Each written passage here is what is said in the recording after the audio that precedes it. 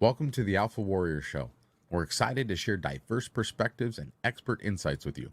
Please note that the views and information expressed by our guests are their own and do not necessarily reflect those of the Alpha Warrior Show, its management, or our partners. Each of our affiliates and sponsors and partnerships is a separate entity, and their opinions are their own. Today's content is provided for information and educational purposes and should not be taken as specific advice, whether it be financial, medical, or legal. While we strive to present accurate and useful information, we cannot guarantee its completeness or relevance to your specific situation. We provide all information as is and encourage you to consult with a professional advisor to address your specific individual needs. Your use of any information from this broadcast is entirely at your own risk. By listening further, you agree to identify and protect the Alpha Warrior Show and its associates from any claims or damages arising from your use of this broadcast content. Changes to this disclaimer may be made at any time and will be done effectively immediately upon posting or broadcasting. Thank you for tuning in, and we hope you find the episode both informative and thought-provoking. Listener discretion is advised.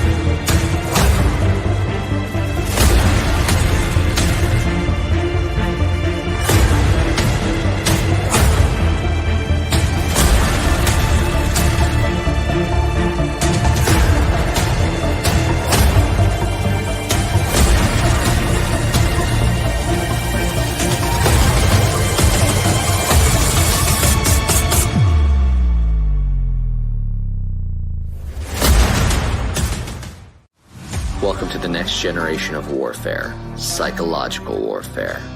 In modern conflict, the mind is a potent weapon. Discover General Michael T. Flynn's groundbreaking guide, The Citizen's Guide to Fifth Generation Warfare. Unlock tactics, strategies, and the mindset to navigate this cognitive battlefield that we all find ourselves in. Equip yourself against manipulation and emerge unscathed. Unleash your potential.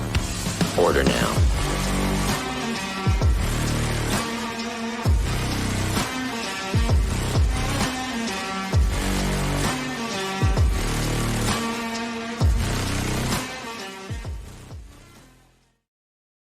Ladies and gentlemen, and everyone else out there as well, alien, CIA, NSA, FBI, everybody that's tuning into this broadcast tonight. Let me start off by saying welcome to the Alpha Warrior Show. I am your host, Alpha. You know, as things start to heat up, we need to make sure we're in the presence of true fighters and warrior. And tonight's roundtable is most definitely that. Who do I have on the other end of these commercials that we're gonna fire off right now? Just a second. I don't know. Michael JACO, Scott McKay, the Patriot Street Fighter, Scott Bennett, U.S. Army officer, psychological operations, and then yours truly, the dumbest one in the group, the crayon eating Marine. I think I got a little bit to offer to the roundtable tonight. Here, you guys, listen. We're going to cover a host of topics. We're going to start off with, some of the stuff in the last couple days, couple weeks surrounding Biden, and then we'll push through into a little group think on what may be around the corner. What do things look like? So big show for you guys tonight. Long show for you guys tonight. So I hope you stick around. As always, the links to follow these amazing men from tonight's roundtable are going to be scrolling across the bottom of the screen, and they're down in the description. But before we do that, I got to keep the lights on. So let's get to some amazing sponsors, affiliates, and partnerships real quick. And with that, first on deck, you guys, Goldco. We've talked about it at length, and we're going to be a broken record until we get these things fixed. But the digital dollar, Big Brother, IRS, listen up, you guys. Right now, it looks like the government is pushing for this digital dollar, which could mean every penny you spend could be tracked and controlled by this very untrustworthy and corrupt government. And if that's true, then your entire life could depend on people you don't know, like, and most definitely don't trust. That's why smart Americans are opting out and putting some of their savings into real gold and silver, just like me. So to help, you can go to alphalikesgold.com to get a free 2024 gold IRA kit from my partners at Goldco. They will show you how to protect your hard-earned money with physical gold and silver, even if it's still in a retirement account. And there's some really cool incentives to doing that, and they'll explain that to you. And as an American citizen, you can score up to $10,000 worth in free silver just for safeguarding your savings. At the very least, arm yourself with the knowledge about your options here. Don't be a sheeple. Go to alphalikesgold.com. And now let's get to this next amazing sponsor, which you guys are blowing up, lighting it up. And I'm loving how many of you are keeping me in the loop of why you're taking it. I appreciate your guys' transparency. I know it's not always easy to tell another person about certain ailments and things you're dealing with. So I appreciate you guys sharing this with me, and I want to keep track. I want to know how quick you guys see the benefits of this. Some of the immediate things for me and a lot of people I talk to is the sleep, amazing sleep. What am I talking about? I'm talking about this. Check these guys out. If you haven't seen them, go in the past couple of shows, last couple of weeks, and you'll find Pet Cub 247 and the special discounts and incentives you guys get when you use the link for this. So let's get to these guys, and then let's get to the show. Science proves that a healthy immune system is the body's first defense against the smallest of ailments to the most catastrophic. Coriolus versicolor is the most sought-after, all-natural supplement for both humans and pets to help boost the immune system. There are over 400 studies worldwide on its effectiveness in humans, including Sloan Kettering Cancer Center, MD Anderson Cancer Center, and now from the University of Pennsylvania School of Veterinary Medicine. Together, we can help reverse this terrible tide now plaguing your loved ones and give them the immune-boosting supplements that they need.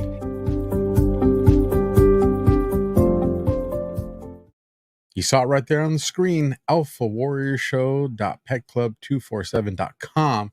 But you guys have been so in love with this product, as well as myself, that I made it a little easier for you. If you want the pet version of the stuff that they have, I created a special link for you, and that is alphapets247.com. Alphapets247.com will take you straight to the part of the store that deals directly with the doggies, the cats, the horses, all the four-legged friends that we have. But if you're trying to find the stuff for us, the humans, maybe part humans, then I got another link for you, made it also easy instead of that super long one, and that is AlphaWarrior247.com. And if that is just too complicated, go down below. I've restructured the description box. A lot of you said Alpha. You got a lot of great links, but it's just make it look a little bit more organized for me. So I took your guys's criticism and restructured it all down in the description box below on Rumble, and hopefully made it easier for you guys. And if so, let me know. Since you guys were critical of the way it was before, let me know if this meets the standard and it's easy to find. So with that, you guys, we're going to go to our final sponsor until the end of the show, and that is My Pillow, my store, promo code Alpha. And then after this commercial, I'm just going to bring everybody up on the screen because of the big panel like this. If I try to introduce everybody one at a time, well, we would be at the end of the show. So support America's favorite mustache. And on the other end of this, damn, do we got a good show for you guys. I'll see you guys in just a few minutes. When I started My Pillow, it was just a problem solution, one product company. Well, since then, with the help of my dedicated employees, we now have hundreds of products, some you might not even know about. To get the word out, we're having a $25 extravaganza. 2-pack multi-use My Pillows, $25. My Pillow sandals, $25. And for the first time ever, our 6-pack towel sets, you guessed it, just $25. Our brand new 4-pack dish towels, $25. And I've never done this before. Premium My Pillows with all new Giza fabric, any size, any loft level, even king size for only $25. And there's so much more. So go to mypillow.com or call the number on your screen. Use your promo code for our $25 extravaganza.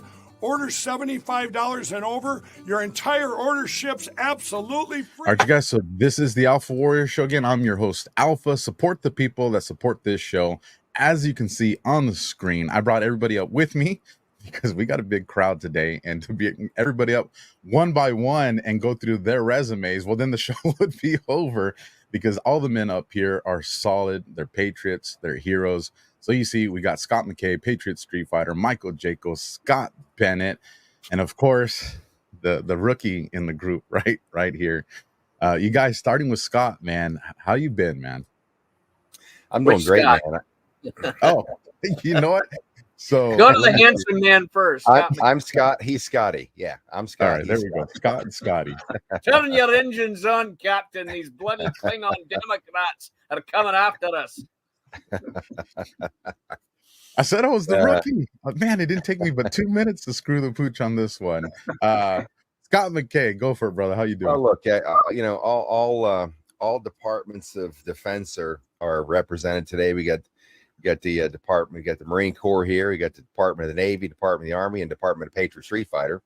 And I got to tell you, it's always good to be in a company of heroes. You guys are. You've operated on battlefields in ways most people never get to. They don't understand what it takes to defend a nation. Yesterday, obviously, I put out this video yesterday. Chris Bergard had put a link out to a couple years ago, and it was talking about these 8 Minutemen when the Redcoats were coming to take their weapons away, and they came across 8 of these men had their weapons, and they said, look, if there's going to be war, it's going to start right here today. They were open fire, return fire, all killed. Nobody thinks of these men. Very few people think of this stuff on that special day yesterday. So anytime I'm around people that have made that decision, I'm in company that's probably far above my pay grade. So I just want to say to you guys, I appreciate everything that you did in the thought processes you had to make decisions to do what you guys have done to defend this country. Solid. And I completely agree with you, Scott M, on that one. Scott Bennett, how are you doing, brother? It's been a long time since I got to do a show with you, so this is very cool as well. Yes, I'm very honored to be with you, and that's a very touching intro that Scott McKay gave. And I feel the same way. You know, you take an oath, but your parents instill this in you, your relatives, your history, your love of country. All of that is you know, the natural, organic, raw Japanese steel that's in our DNA, that our God has been blessed us to have, and we're raised a certain way. You know, that very few have, and you know, the trust that is put into us, you know, when we go into the military, we swear an oath. We don't swear an oath to the government. We don't swear an oath to the president. We don't swear an oath to the American people. We swear an oath before Almighty God, to the best of our ability, to support and defend the Constitution against all enemies, foreign and domestic. That is between us and God, and it's a deeply intimate, personal thing. But it carries us through what Scott McKay just said. We will fight to the death with guns, swords, broomsticks, whatever requires, our bare hands, our teeth, our claws, before we allow that Constitution, which was given to us by God, which is our natural firewall for our God-given rights and liberties. We will die before we give that up. And that separates the military men from police too. You know, you're commenting earlier, and Scott said, you know, some issues. A lot of these police have never been in the military. A lot of them are, and they're good men. There are a lot of good police. There's a lot of good guys. Mm-hmm. I mean, I had uncles that were FBI decades ago and stuff, and all my family have been in the military. But there are some good ones, but there are some pieces of trash, rainbow flag, Nazi, I don't know if I can get colorful in my language, Alpha, but I'm always happy to get salty.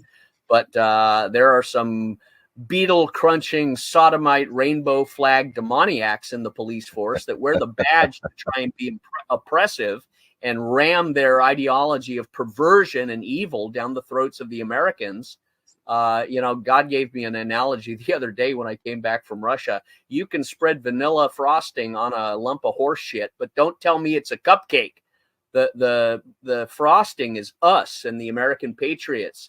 The lump of horse shit is all this degeneration and corrosion and moral despicability that has come into the country because of our tolerance, because of our sleepiness over the last 40 years. It's been longer, but 40 years has accelerated it. But I just wanted to say on July 5th, 2024, the day after our Independence Day, we are more individually independent than ever before. And really meditate on that. We feel more independent from the tyranny of our own government. We have nothing to fear about the tyranny of any other government. No other government wants to do anything to us, but we have become tyrants trying to do evil to other nations. And as a result, we're alienating ourselves from these other nations. And the collapse of America is inevitable. And how that will transform is another question. So long as our feet touch the ground, there will always be a free America, because wherever our feet touch, that is free, and we will die before anybody tells us anything different. And as long as we walk together, shoulder by shoulder, then whoever's lucky enough to be in our space will also be free. So however Rome falls is one thing, but those well-armed Roman Praetorian gladiators don't care about the fall of Rome. In a sense, they care about where their feet are, where their family and allies and friends are, because that is the remnant of freedom. So look to the future with great optimism and strength, and fear no man, especially the Chicken Little cacklings of these fools called Democrats. You couldn't fight their way out of a paper bag anyway. But I'll end it there and hand it to the other great patriots.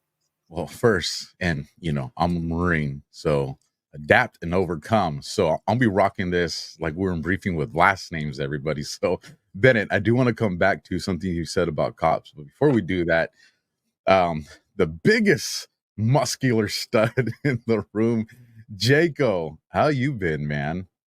It's great to be here. I've been really good. I've been doing a lot of shows with everybody here. So what I like is after 35 years of serving, like we're all talking about, I look back on all of the close calls, and it'd be like after we're almost killed in battle or whatever, training, who knows, we get together afterwards and we'd have a drink together and we'd say, we beat death again. We cheated death again, and here's to us and here's to God, and let's go out and do it again. So exactly. So after this is all said and done, I look forward to having that drink with you guys. But before that happens, we got work to do, and that work is domestic. So foreign and domestic, we swore the oath to protect Constitution against foreign and domestic. We are under the greatest threat in the history of our existence in the United States. And this evil group that has taken over has to be overcome, has to be removed. I was just listening to Colonel McGregor, and he said that we should do this now. We should have an election now, not in November where they're going to cheat us out of that like they just did in the UK. We should have an election now. And that's what I think all of us have been saying this for a while. Let's stop the nonsense, and let's take our country back now. Now, whether that ends up in a revolution, Scott Bennett was talking about how we're going to see this thing collapse, and it's going to be redone. So you look back in the revolution, that system collapsed and reinvigorated a new system, and that's where we're at now. Now, we had a civil war where there was a little conflict. Are we going to have a civil war, to overcome this? Because both sides are like, we're not going to put up with that. And the other side's like, we're not going to put up with that. So I don't know what how far that goes, but at some point, some way, somehow, this is going to get resolved. And I think these discussions help move us in a peaceful direction and, putting our heads together how we can overcome this. And this is what the founding fathers tried to do. And they did a real good job, although that Revolutionary War lasted a very long time, 8-9 years. It was long. And then it took years afterwards to recover from it because they financially destroyed our country and kept trying to destroy our country for many years after, all the way up to 1812. They came in and did it again. So, we're in a tough situation right now, but I believe because of guys like you that we are going to do it. And we talk to a lot of people that are like us, and we're going to adapt and overcome. Absolutely. And this is why it's such an honor to have this panel, because when I first got into this fight and had my awakening and my red pill, JACO and MCKAY were amongst a very small group of people that I was turning to see what the hell's really going on. And a major part of why my podcast even exists is because I had leadership like you guys to follow, guys that paved the way of, hey, this is what full throttled, uncensored truth looks like. And it was through a 9/11 show, I think it was about 2 years ago now, where I was able to meet Bennett, through Mike's channel. And so you see how this collaboration of everything you just described, Mike, kind of comes. And I say that to say this: I know in the audience right now, on all of our respective channels, there are some brilliant people with some amazing skill sets and knowledge that know in their heart that they got more to offer this fight for the country. And I hope that by the end of this show, something resonates with them and be like, you know what? Now's the time that I use what I have and get in this. Because when we can get those people, because there's so many more like us, when we can get those people to say, hey, it's time to step in front of the crowd instead of behind it, watching everything going on, man, there's going to be a shift. There's going to be a huge shift in momentum. Now, Ben, something you said about the cops earlier, and I wanted to address, I used to always say there's 3 kinds of cops. There's the guy that got bullied and his ass kicked in high school, and he's got a bone to pick with the world. And so he's going to go get a badge to inflict that back. And maybe he thinks he finds a way, or she finds a way, to minimize that hurt. The second guy is like, hey, this is a good career, good benefits, pension, here's the job description, and I'm going to stay in the job description, and I'm going to be, deputy do right, and, I'll do my 25, 30 years and I'll retire. And then you got the guy that's just like, man, I'll do this shit for free. I want to, I don't care if I clock out at 6, man. Like it's 5:59. I think something's going to pop off. Let's see what's going on.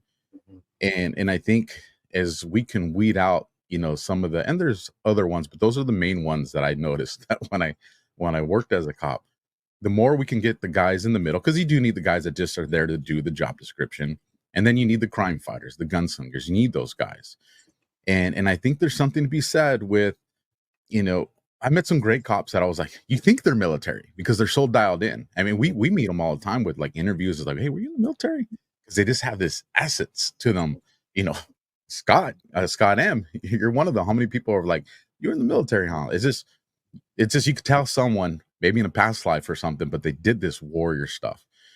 So I met some that don't have the technical background of that, but they meet that mold. So what I would say is, let law enforcement apply the way they want. But when it comes to leadership billets, lieutenants, commanders, police chiefs, I think one of the pre-requirements for that should be military. There's already a proven history of being able to run large amounts of people, and that's important. But with that, gentlemen, I will say to the audience, I told you these guys were freaking awesome. I want to start off with a conversation that everybody, even in the audience, can jump in the live chats and in the comments, and they're going to have something to say. But earlier this week, we saw probably the most beautiful and well-articulated presidential debate in the history of the United States. And I'm being very sarcastic with that, with Mr. Brandon and President Trump. We'll start backwards with JACO and work our way back to MCKAY. What are your thoughts on that debate? And if one of you guys wants to jump in, if you hear something that Mike says that you want to add to or question, please don't hesitate. I have a lot of DMs and emails coming in where people are like, hey man, this is scripted, or hey man, they're finally folding on Biden, or hey, what was up with Trump? He seemed like he approached it different. And I want to I want to sponge on your guys' thought process. So JACO, presidential debate, man, what are your thoughts?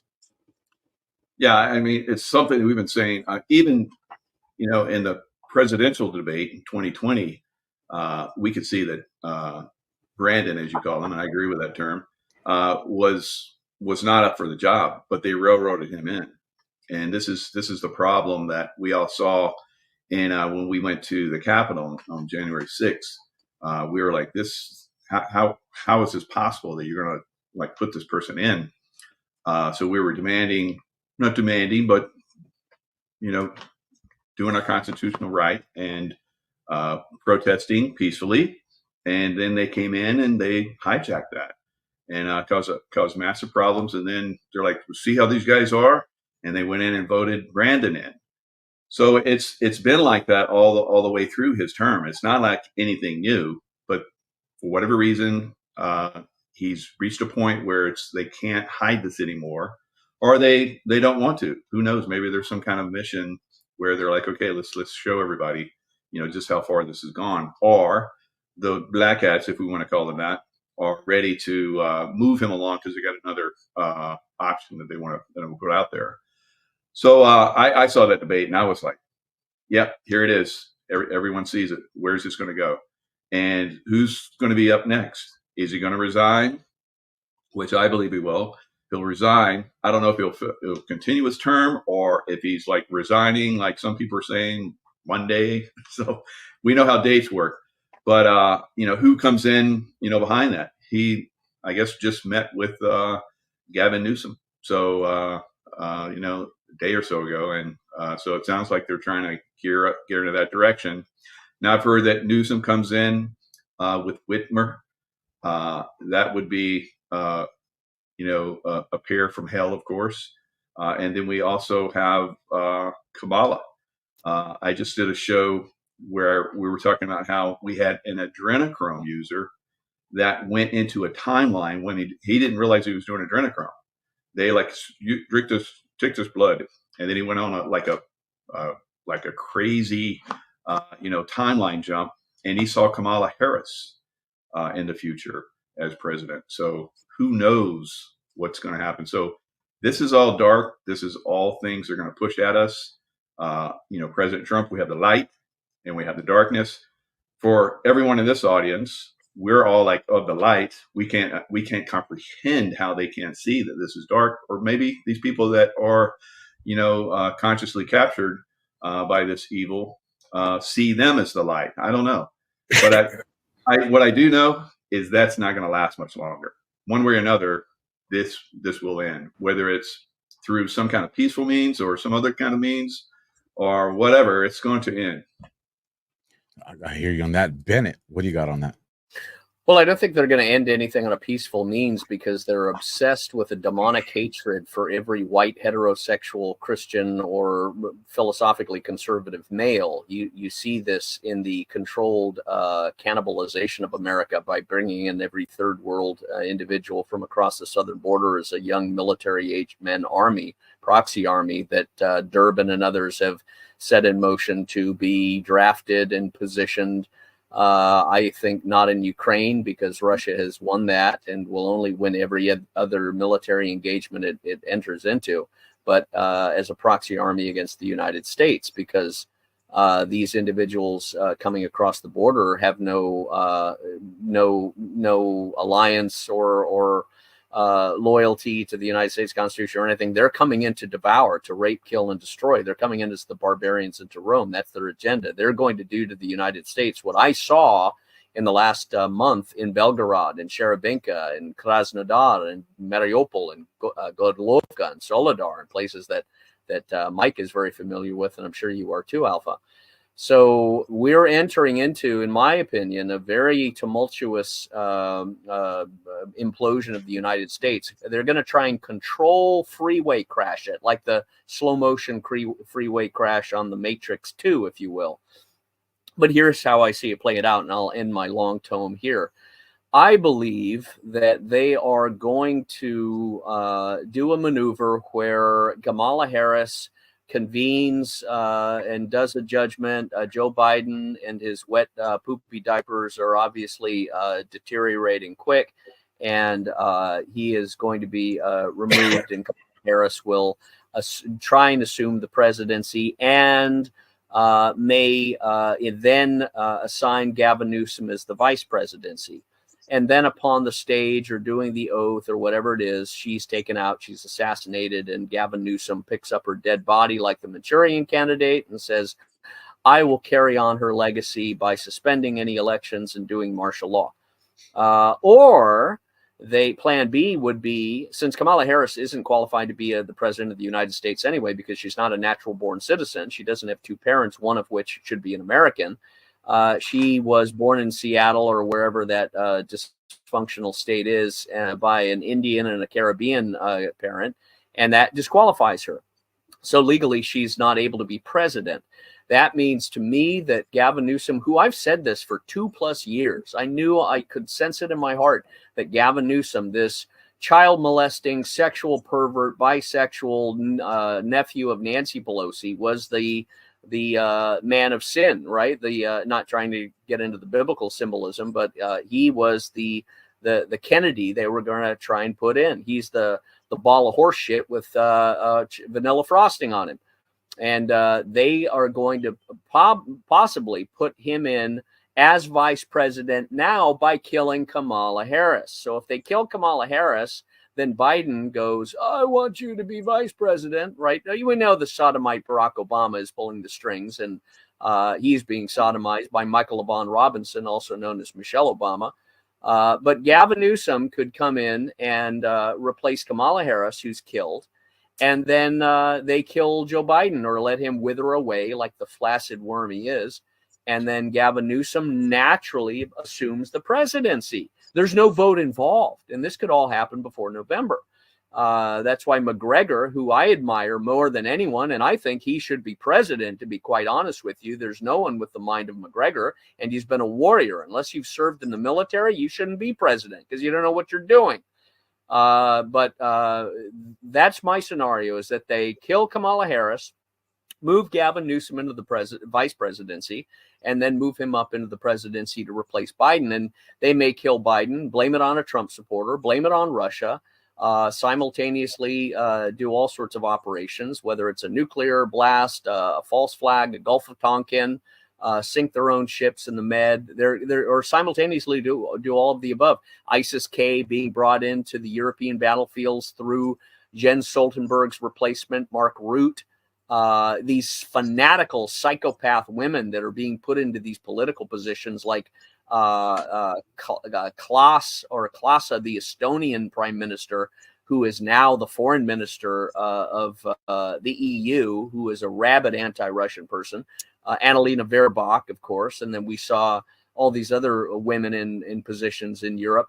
They are really the greatest danger to civilization. Women are in these political positions if they don't have good husbands, families, or hate themselves and hate God. Like the Finnish prime minister, she was born out of 2 lesbian parents who had artificial insemination. I mean, we're being turned over to evil, and God's letting it happen to, I think, arouse warriors. And those warriors, present company included, can only get really aroused when the heat is turned up so bad you can't do anything but jump up and stand. And anybody that tries to set you down loses their arms and their life. That's how we're being pushed by God into this kinetic reality. And once that adrenaline goes, and once you start getting the spiritual movements going, and once you step out, that's what differentiates you from the cops. Military are men of violence. Military are men of leadership. Military don't pay attention to the bureaucratic channels. We go for special operations, asymmetric warfare. We move, we do it as lone operators. We do it as team members. Looks like someone's trying to block us.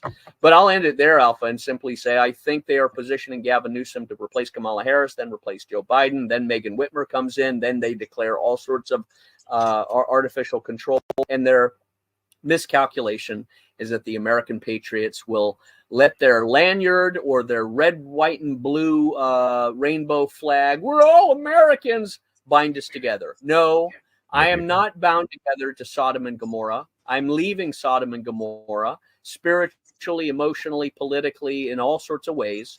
And I'm going to the promised land, which is where Michael JACO and Alpha and Patriot Street Fighter, Stop McKay, and a host of other smart people are going to be resurrecting America. And we have to be careful who we allow into our midst, because there are a lot of crazy people. There's a lot of agents.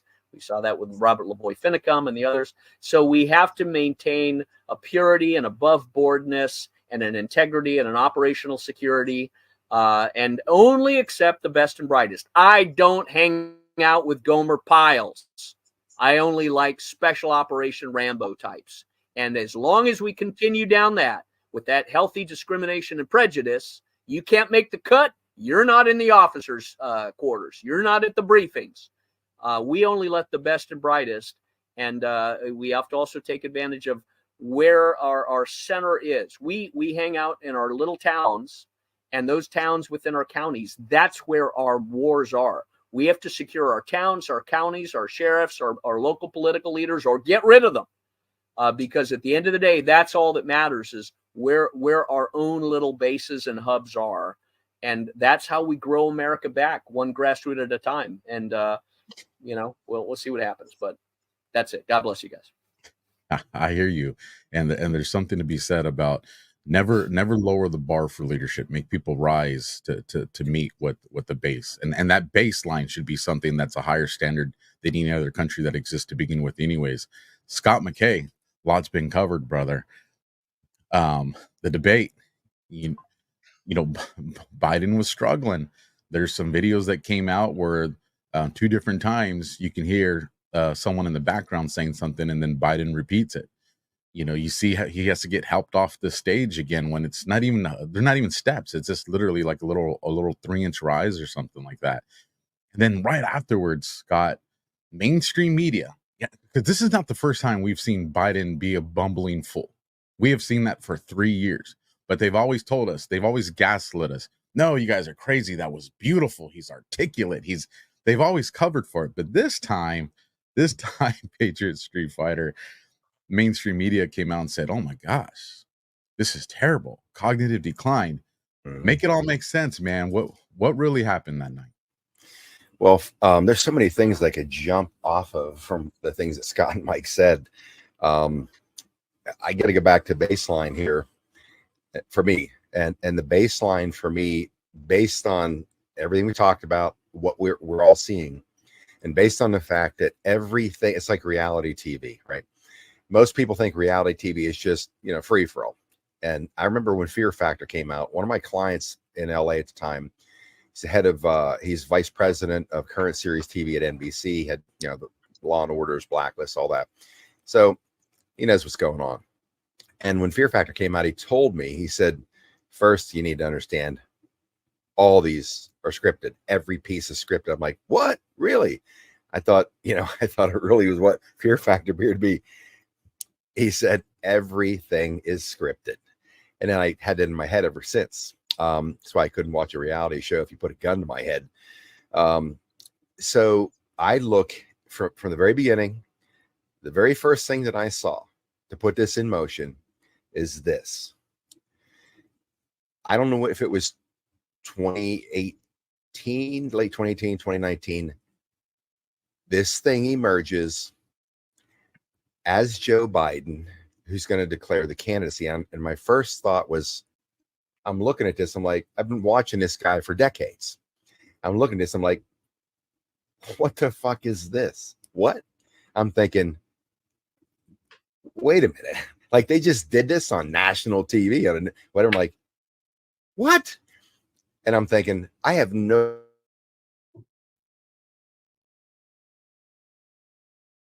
Oops, looks like I just lost Scott. What the hell's going on here? And if you look at where we are today, look, Biden, he's hard to forget. Biden, as far back as 88, right? Biden is sitting on the Senate Intelligence Committee as chairman.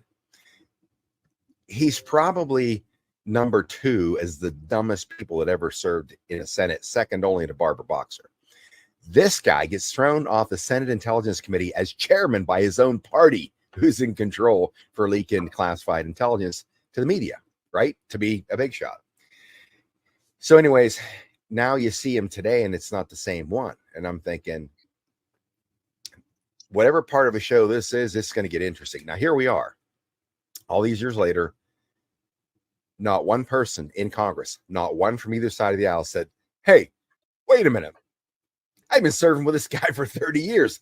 That isn't Joe Biden. It never happened. I'm like, okay, there is the plan. Keep talking about the plan. There's obviously a plan here. There's probably more than one plan, right? So as I see this shit show rolling out, from my perspective and my point of view, how the Khazarians have never left anything to chance ever in 1,400 years. They're scripting everything. So I didn't watch the whole debate. I could. It's kind of like since 2022, we did a Zoom call the night of the election. I was asked to come on and people are talking and I'm not saying anything. And somebody's asked about my opinion. I'm like, well, quite honestly, I can't say that I have one because I didn't pay attention to the election at all. I don't even know who's running. I think I heard a name, Carrie Lake or whatever. I know it's quite shocking, but this is first time in 32 years that I haven't focused on the elections. And I know it's hard to believe, but the reason why is I already know the outcome. They're going to steal the elections. And so it's pure boredom to me. Like I already know do you watch a football game after you know who won? I can't. So I just checked. It's like I don't have the interest in following this minutia because the big picture to me says what's going on is not normal and there's a purpose behind it. And I still have to land on the side that the purpose is exposure. Now, depending on what you believe, we've heard the D party will cease to exist when this is done, right? All these other things. And I just try to put that in the formula of what I see happening. So when you see the absurdity that we've seen, there's a lot of moves they can make, but I still have to think that they're allowing this to play out or forcing it to play out on a number of characters because America has been so lobotomized to no fault of their own because they were born into a matrix, a media machine that were programmed from the time that we're pulled out of the womb. The programming begins there and it never stops. So to bring people out of that, these fixed neural networks that are cemented and trying to break those neural networks, they can reformulate into another, capacitance to understand or believe something otherwise than that they've been bombarded with their whole lives. It's going to take something that makes the normal people, if you call it normal, you guys are super normal, to look at and say, are you shitting me? Like, wait, somebody stop this. This is absurd. But now we can see the reality. There are people that are clueless that guy's not, they think Joe Biden's alive. The dude is dead, right? He's gone. 2019, right? So again, you tell people H.W. Bush, he didn't die of natural causes. He was executed in a secret military tribunal for treason. That's crazy. Okay, go look at his state funeral. Look at the flag. Mike, you guys know they wrap is perfectly assembled, wrapped, almost shrink wrapped on the coffin, right? Okay, a traitor doesn't get that. They get a flag thrown on top of it, wrinkled, draped over. You can see that for McCain, H.W. Bush, and Ruth Bader Ginsburg. That's what traitors get. Those are the things they put in front of us who know what to look for to say, holy shit, that's what's going on. The rest of the people are clueless. Even if you point this out and you show them the long line of state funerals or whatever, and you can show them this, and you can show them, hey, why are these like this? They still will argue with you because they can't believe that the world could be anything other than the Disneyville mentality they were built with. So when I see that going on, all it does for me is pose many more questions that I can't answer. People ask me all the time, what do you think? What do you think? What do you think? For nearly 4 years, I've been saying, I have no idea what's going on regardless. No, I don't have NDAs. No, I don't get special intel. Yeah, we have a special information sources and some, I wouldn't call it intel because if you got high level intel, somebody's a traitor somewhere, right? But it's high level information. And we get that. We all get some of us get that. But I still look at this and say, I'm just watching the greatest show on earth. That's what I see this as. It's an incredible wake-up call, truly, to the most lobotomized people in the world, and that is this country right here. For example, we think we're a free nation or the freest nation in the world. Are you shitting me? Look around. We're afraid we're going to lose America. And I'm like, lose America? America's been lost. Look around. Look at what they've done. Look what they force us into. Look at the rights they strip away every day. You think we're hanging on to that? No, we got to bring all of that down and restore the republic as it was once and intended. And you made a great point, Scott. People have to stand. And that's kind of been my mission at Patriot Street Fighter. Tactical civics has been our number one focus. Mm-hmm. Get people active to bring back the constitutional county grand jury, which the founders, the architects, put in place as the way to keep control of our government and keep control of those scumbags who, if you give them power, Scott, you'll have to correct me on this. I don't know. It might have been Lord Acton that said this. Power tends to corrupt. Absolute power corrupts absolutely. That's what we have. We have it I've been telling people for many months now, a year. I don't care what township, and I don't care what little, county you live in. Whoever's running that, I'm telling you, they're stealing from you somewhere. They're stealing. We started focusing on local politics in counties.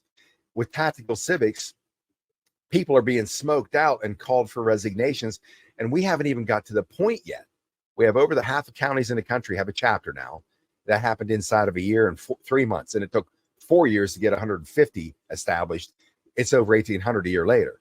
And from 600 to 8,000 a little over a year later, because we've been focused on it. People are getting it. And when folks tell me, Scott, if everybody joins my organization, we'll save the republic. In other words, come join our organization. We get enough people to save the republic. And I tell all of them, look, I love what you're doing. Don't stop doing it.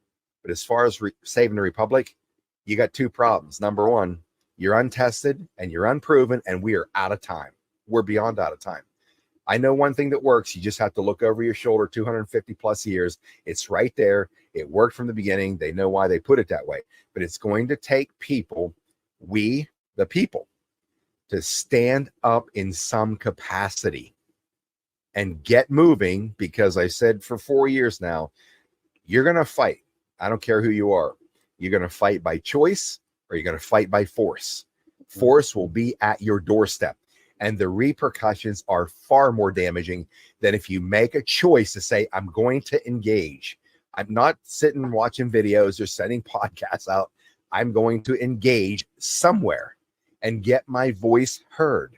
And now that people are waking up to that through tactical civics, and I'm using this thing to call out scumbags in local townships and counties with my platform to point to them, folks, go look and see what they're doing. Now they're running, right? And this is only 2 counties I've focused on so far, and we're going to keep going. And because if we don't get rid of this culture in this country of corruption, that's down to the local, taking the country back is not as hard as everybody thinks. You get a county, we get to the point we have tactical civics chapters in that county, 0.5% of the population are members, and they start pushing forward the processes to get what that's all about. I won't spend time on it here. The simple fact is, one county starts getting the job done, bringing some of these criminal politicians to heel, tried for treason, put them in prison. Guess what? It'll sweep county by county across the nation. We don't need to get control of the federal government. You get them at the foundation. The foundation is where all the power is. So you show the template, boom, it works. Holy shit, look what those guys are doing. They just took down that scumbag, whatever state representative or whatever he is, or local or whatever. Hell, we can do that. And what do? They come alive. Let's go get ours. And before you know it, boom, boom, boom, boom, boom, boom. It's like popcorn.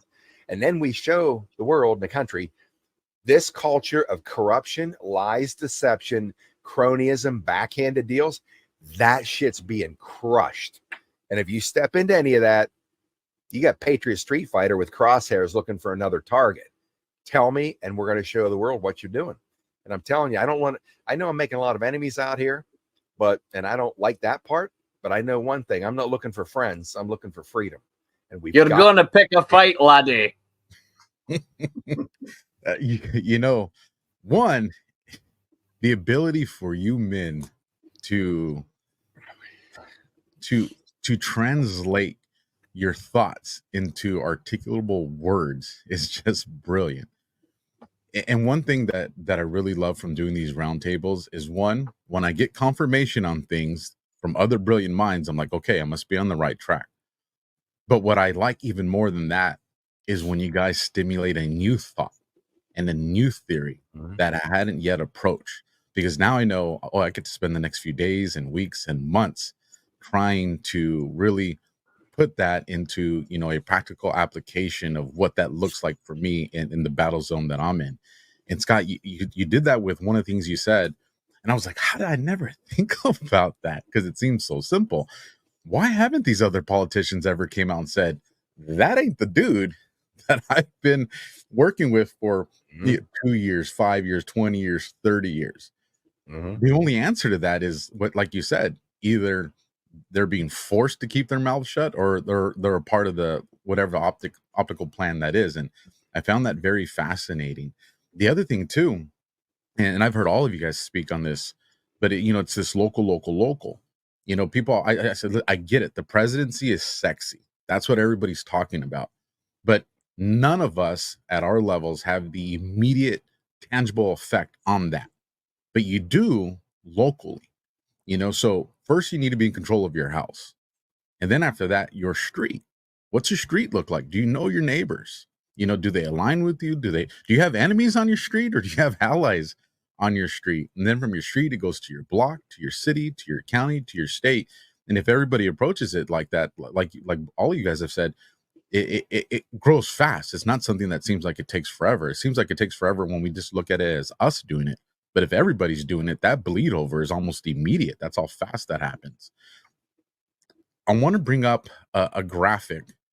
Boone had put this on social media just to kind of wrap up this conversation, so people can see what it kind of looks like. You know, how Biden could be forced out. And so up here on the top block, it has, you know, Biden faces calls to stand down. Does he agree? If it's no, then it goes to convention nominates Biden, then Biden becomes a nominee. Or cabinet launches the 25th Amendment challenge. Biden is replaced by Kamala Harris. Convention nominates Harris. Or the debate, or the delegates rebel, and then Biden's replaced. If Biden does agree and steps down, convention holds an open contest. Biden loses, Biden's replaced. Biden wins anyway, Biden becomes a nominee. So just kind of trying to, for those of the ones out there that have a Marine mindset like me, and we need pictures, you know, this kind of sums all that up right there. So if any of you guys have a comment on that, please jump in.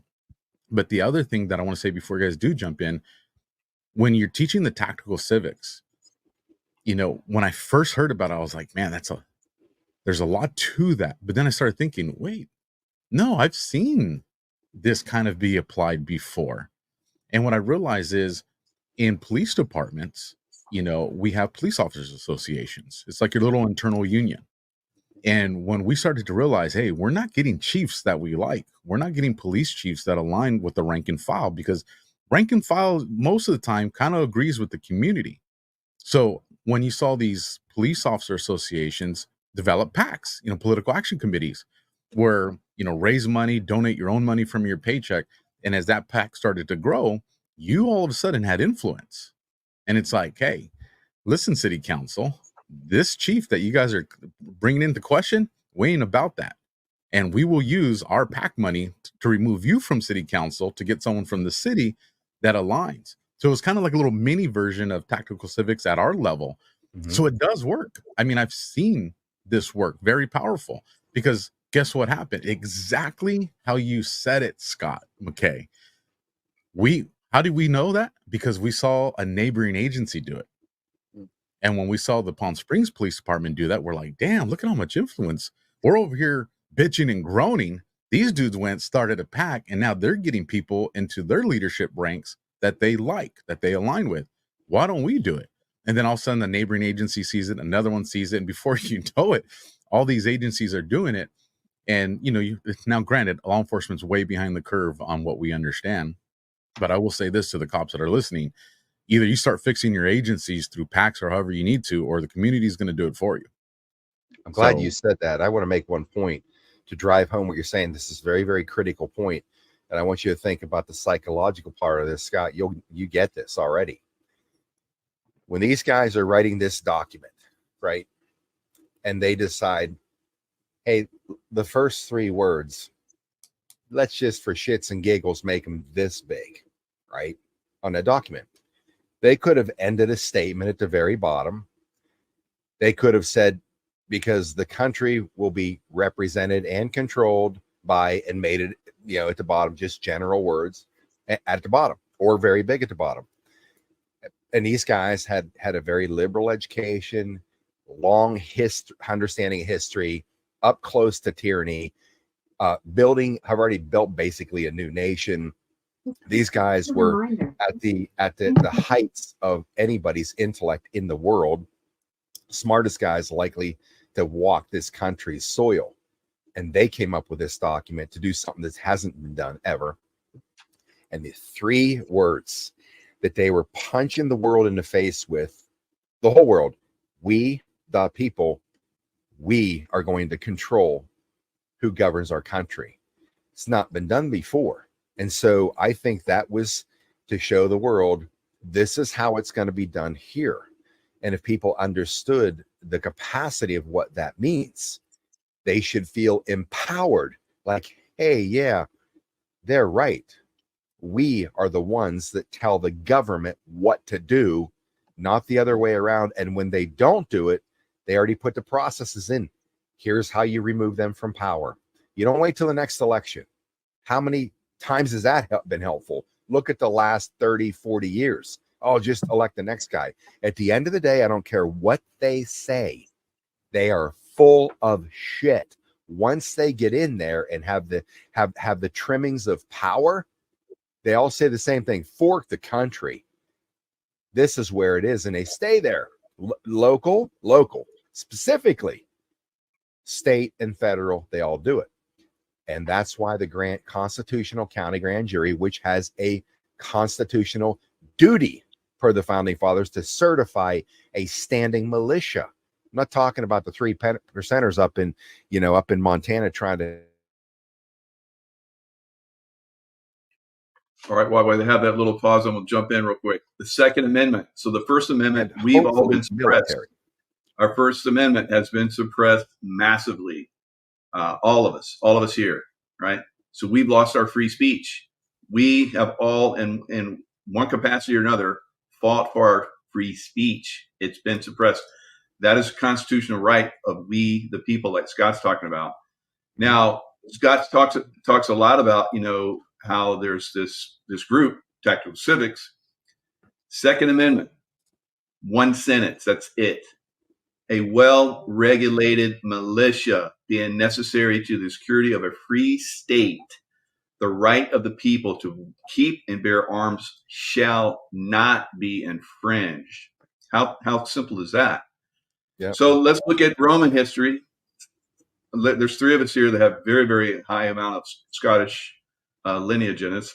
So Hadrian's Wall, that's right, Hadrian's Wall. So he basically kicked the French. The Romans kicked the French's ass. They kicked the English ass, and they came up to the Scottish, and they're like, "Oh hell no!" And they built a wall. So we have seen this mafia, because there is no elected official there. This is a mafia group. Mm-hmm. The entire Congress, Senate, and that president that's there right now, a mafia group, complete. When you look at them like that, everything makes sense. Mm-hmm. Everything. Because we're trying to they're going to fight for us. They never do, because they're all a big mafia, a whole mafia group. So they're well past the Hadrian's Wall line. Mm-hmm. They're in our territory, and we are going to fuck around and find out. And that's what's coming. 100%. Looks like McKay's 100%. Back. If you want to wrap up that thought, we got you back. You disappeared on us for a minute there, brother. Yeah, I don't know exactly. I thought Mike's the most polite man you ever talk to or interview, because he won't say a word until you're done. Even if he's sick of hearing from you. And I'm like, look at the power. I must have fired him up. He's coming out firing. And I'm listening to him. I didn't know I disappeared. So I don't know what the final thought was, other than the fact that the founders were the architects. They knew exactly what they do, because there wasn't law enforcement. There wasn't really, courts per se. All these things that didn't exist. That's why they built it with that Constitution, and they made it from the ground up just like that. And all we have to do is return to it. And they say, well, they're not going to let us do it. Once again, it comes back to the baseline of all of this. They're not going to let us do it. The baseline is this: whoever they is, we outnumber these bastards by the billions. Amen. How can we sit back and keep taking this annihilation?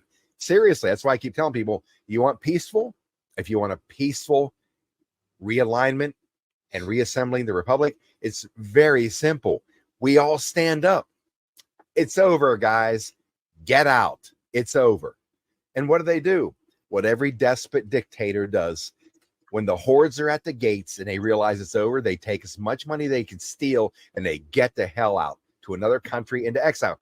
It happens constantly. And every politician, once you back them into a court, like Blagojevich is the one that's most readily available in my mind, goes on TV shows. He's not guilty. He's so audacious about it. And then when he gets convicted, what do they all do? They start crying in the courtroom like milquetoast pussies. And I got to get Scott a Patriot Street Fighter shirt that has a Ghostbuster sign that says "No milquetoast pussies," because he hates it. But they start to cry. I'm so sorry. Please forgive me. I made a mistake. No, you're a scumbag liar. You now have a new roommate, and his name is Butch, right? And it's they get what they deserve. 100. And somebody said, well, so what should we do if they do this? I'm like, look, the only thing, especially these ones that have put the grave injustices on this country and humanity, there's only one sentence worthwhile. Throw them in a cell with a gorilla that you just loaded up with crack and Viagra. That's what these people deserve. Just, I'm twisted because I was able to visualize that. Well, you're a Marine. Of course you can visualize it. It was definitely not pleasant. There's a movie a couple of friends wanted to do a watch party on. And initially when I heard the title, I had reservations. It's Jones Plantation. And I was like, I'm just not in the mood for more divisive style content. They're like, no, man, watch this movie. So I said, all right, let me jump in this watch party with you guys. I'll tell you, all of you up here and the people in the audience, watch this damn movie. If you want to see in a film format everything everybody here just talked about, the way it works and looks, this movie nailed it 2000%. As much as I know that I'm aware of what's going on, just like you guys, this movie still had me multiple times saying, holy shit. There's a part even where there's a law enforcement part in there, where these people get tasked with, security law enforcement duties. And when I saw it on play, I was like, how did I not notice that when I put a badge on my chest? How did I not see that? And you see it start to finish. So don't let the title kind of make you think otherwise. It is probably one of the best movies to convey what's going on. And when you walk away from that movie, and I think JACO, you might have said, one of you guys, I know I heard someone say it, we're not free. We've never been free. We've been living under the illusion of freedom. And when you understand how they got to that illusion, then it comes back to exactly what MCKAY was just saying right now. The fundamental error in the thought process of they're not going to let us is the word let. That ain't their choice. It's never been their choice. We just let it get away from us. So, I mean, some freaking warriors here, you guys. I want to bring up an image. What's the name of that movie, Alpha, before you go to the next point? Yeah, it's Jones Plantation. And their website, I think, is jonesplantationfilm.com. I think it's like $10 or $9. But it's one of those movies I would say watch it sooner than later. It's very short, not very long at all. I think it's like a 90-minute movie or so, maybe an hour, 40 minutes. But it is just start to finish. By the time what's cool is because even in that movie, all of a sudden good guys become bad guys, bad guys become good guys. You're just like, who was behind, obviously you have the names on the credits, but you're just like, nah, there was some more people involved in this, just because of the, the I guess the good propaganda that was, kind of woven into this movie. Just a great movie. Alpha, So- can I say one thing before we move on, just to respond to Scott's tactical civics dimension? Absolutely. The tactical civics is a brilliant idea. It's been percolating through a variety of minds in different ways, and Scott's done a great job leading that. And I think everybody needs to be involved with that organization and mindset, and because it's like a martial art. And here's the point I wanted to make, and we've all kind of touched upon it. And the analogy just came to me right now when we were talking. Imagine, here's the analogy and here's the image. Imagine on a pool table, you put the balls in the little rack, right? The little pyramid, the little triangle, the rack, making it real center. So you put all the balls in the rack and in the middle of the table. Now imagine the ball at the center of the rack, the little triangle. There's a center ball, and it's surrounded by all these other balls in the triangle, right? And you're back at the end of the table with a white ball getting ready to hit it.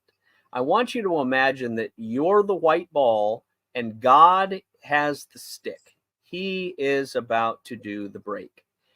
Now imagine this too, and this is the reality, and this is the Jedi mind thing, and this is the reality of that where we are, how we exist. I want people to think about this. This is what you are and what they are. When God hits you as the white ball to move in the direction of tactical civics, to move in the direction that Michael JACO is talking about with going above Hadrian's Wall, when we move forward towards that center ball, who is our target, it is the bad guy. It is these liars and manipulators and thieves and tyrants, whoever they are. When we move towards them to hit them, all the other balls around that person, imagine them as being fantasies, ghosts. They don't exist. They don't have any physical substance. You're not going to ricochet off of them. They're not physically able to stop you. You go right through them and hit your target. We have existed, and Scott just said this, and you said that they'll stop us. What do we do? What's coming? They'll stop us. They don't exist. They're ghosts. There's no form. There's no physicality. They are mirages, like the same mirages that hit the Twin Towers and the false plains, if you will. But they're mirages. So and Michael JACO knows this better than anyone, there's a metaphysical, spiritual dynamic to this. When we are hit by God to move forward and we actively understand and articulate with our words and our minds, we're passing through the ghost balls to hit our target. Here's the example.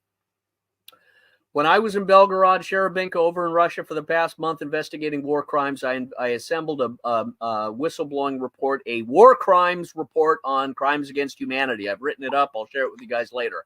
And it says, be advised, war crimes are being committed against Russia in the name of the United States and the United States people. It's a violation of the Constitution, violation of the laws, violation of the United Nations, violation of the laws of war, all sorts of things. That report, that confrontation is something that we can do on all kinds of levels. Be advised. That's the other word of the day. We the people, and be advised.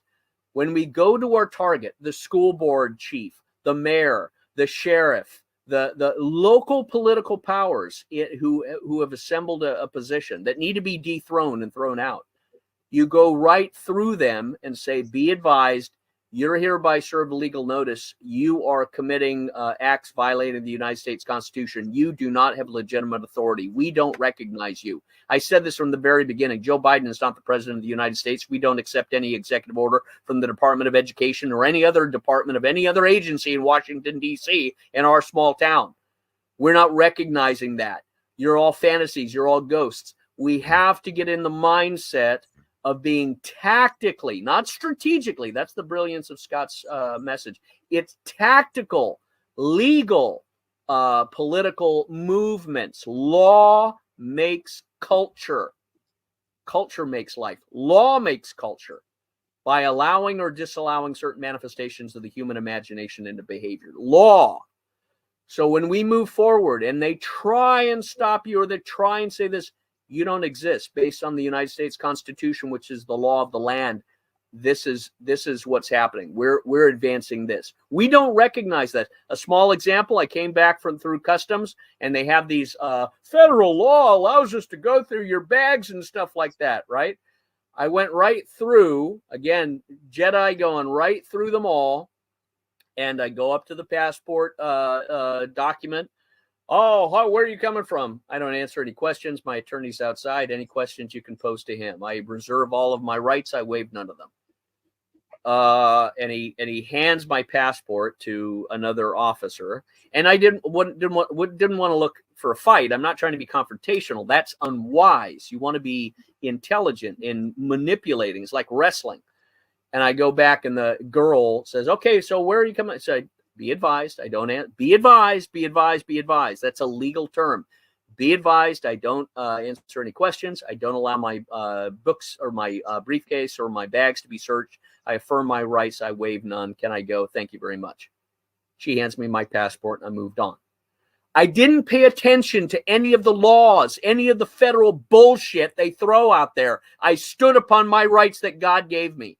And I'll end this by simply saying we should all walk outside after this brilliant show, look to the sky, and say, God, you made me free. You formed me out of my mother's womb. You gave me my parents and my existence, and I exist right now in connection with you. And no government and no country and no other man has any ownership or control over me. No dark power or spiritual power either. You are my maker, and you are the one who drives me through time and space to whatever destiny it is, and nothing will impede me, nothing will stop me, nothing will control me, nothing will push me to do evil and sin, to castrate my children and the woke, transgender, homosexual, gay pride, faggot agenda, or nothing will push me to eat bugs or worship climate. That's the mentality that we have to get. It's us and God. And we move forward that way. If any police or any sheriffs, some good ones, but any ones that try and get in your way or try and say, well, you have to do, no. We're moving right through the fake balls of the billboard and going right to our targets, which is taking the legal declarations. You're in violation of the Constitution. You're doing all sorts of things that are not in the will of the people. Cease and desist, or you will be removed. And there's many other great examples, the Sheriff Arpaio and many others, and people who are knowledgeable of the law and the common law. If you're pushing children, if you're pushing boys to go in girls' bathrooms, be advised. I'm going to take you to court, even though I don't trust the courts. It's the action of grabbing you by the scrotum and taking you out of that superintendent school board desk and taking you in front of a court and saying, I am challenging and I am taking this to the court and I'm suing this guy. And if the judge doesn't rule or do what I want, then I'm going to petition you to be removed. I'm the Tasmanian devil with a bunch of squeaky toys. And I'm going to tear you and thrash you like you've never been. When you have that Michael JACO, Scott McKay attitude, they all start falling backwards. And I'll say Alpha has that, of course, being a Marine, and my father was a Marine, so I recognize it and I respect it. But that's the lesson for me, is go through the fake balls on the billiard table to your center ball, which is your target, your political person that needs to be removed, your pastor that may need to be removed. They're part of the problem, too, by feeding this milquetoast bullshit, feces mixed with chocolate pudding to your people. No, you go right through them and push them out. And you either assume positions or you, by your example, you rally other men to become leaders. We're not all majors. We have some lieutenants, but they want to be majors, but they need your example to follow. Sometimes I wish I couldn't visualize some of the things you guys say. I will say that if for those that have joined the show late, don't worry, there's a replay. This show will be available on all of our different platforms.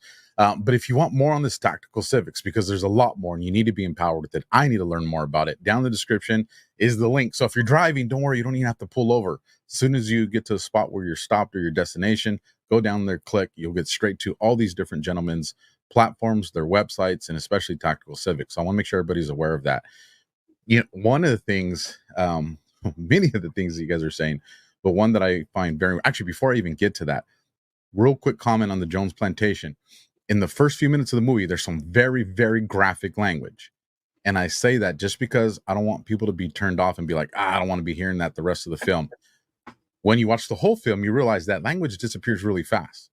And my opinion is it was put at the forefront of the movie to open up that emotional side to allow that movie to resonate more, because it disappears as quick as it comes. And I find that interesting. So if you find there's some hard to hear words, and for a lot of people there probably is, push through it. There's a purpose, I believe, to why that was put where it was put.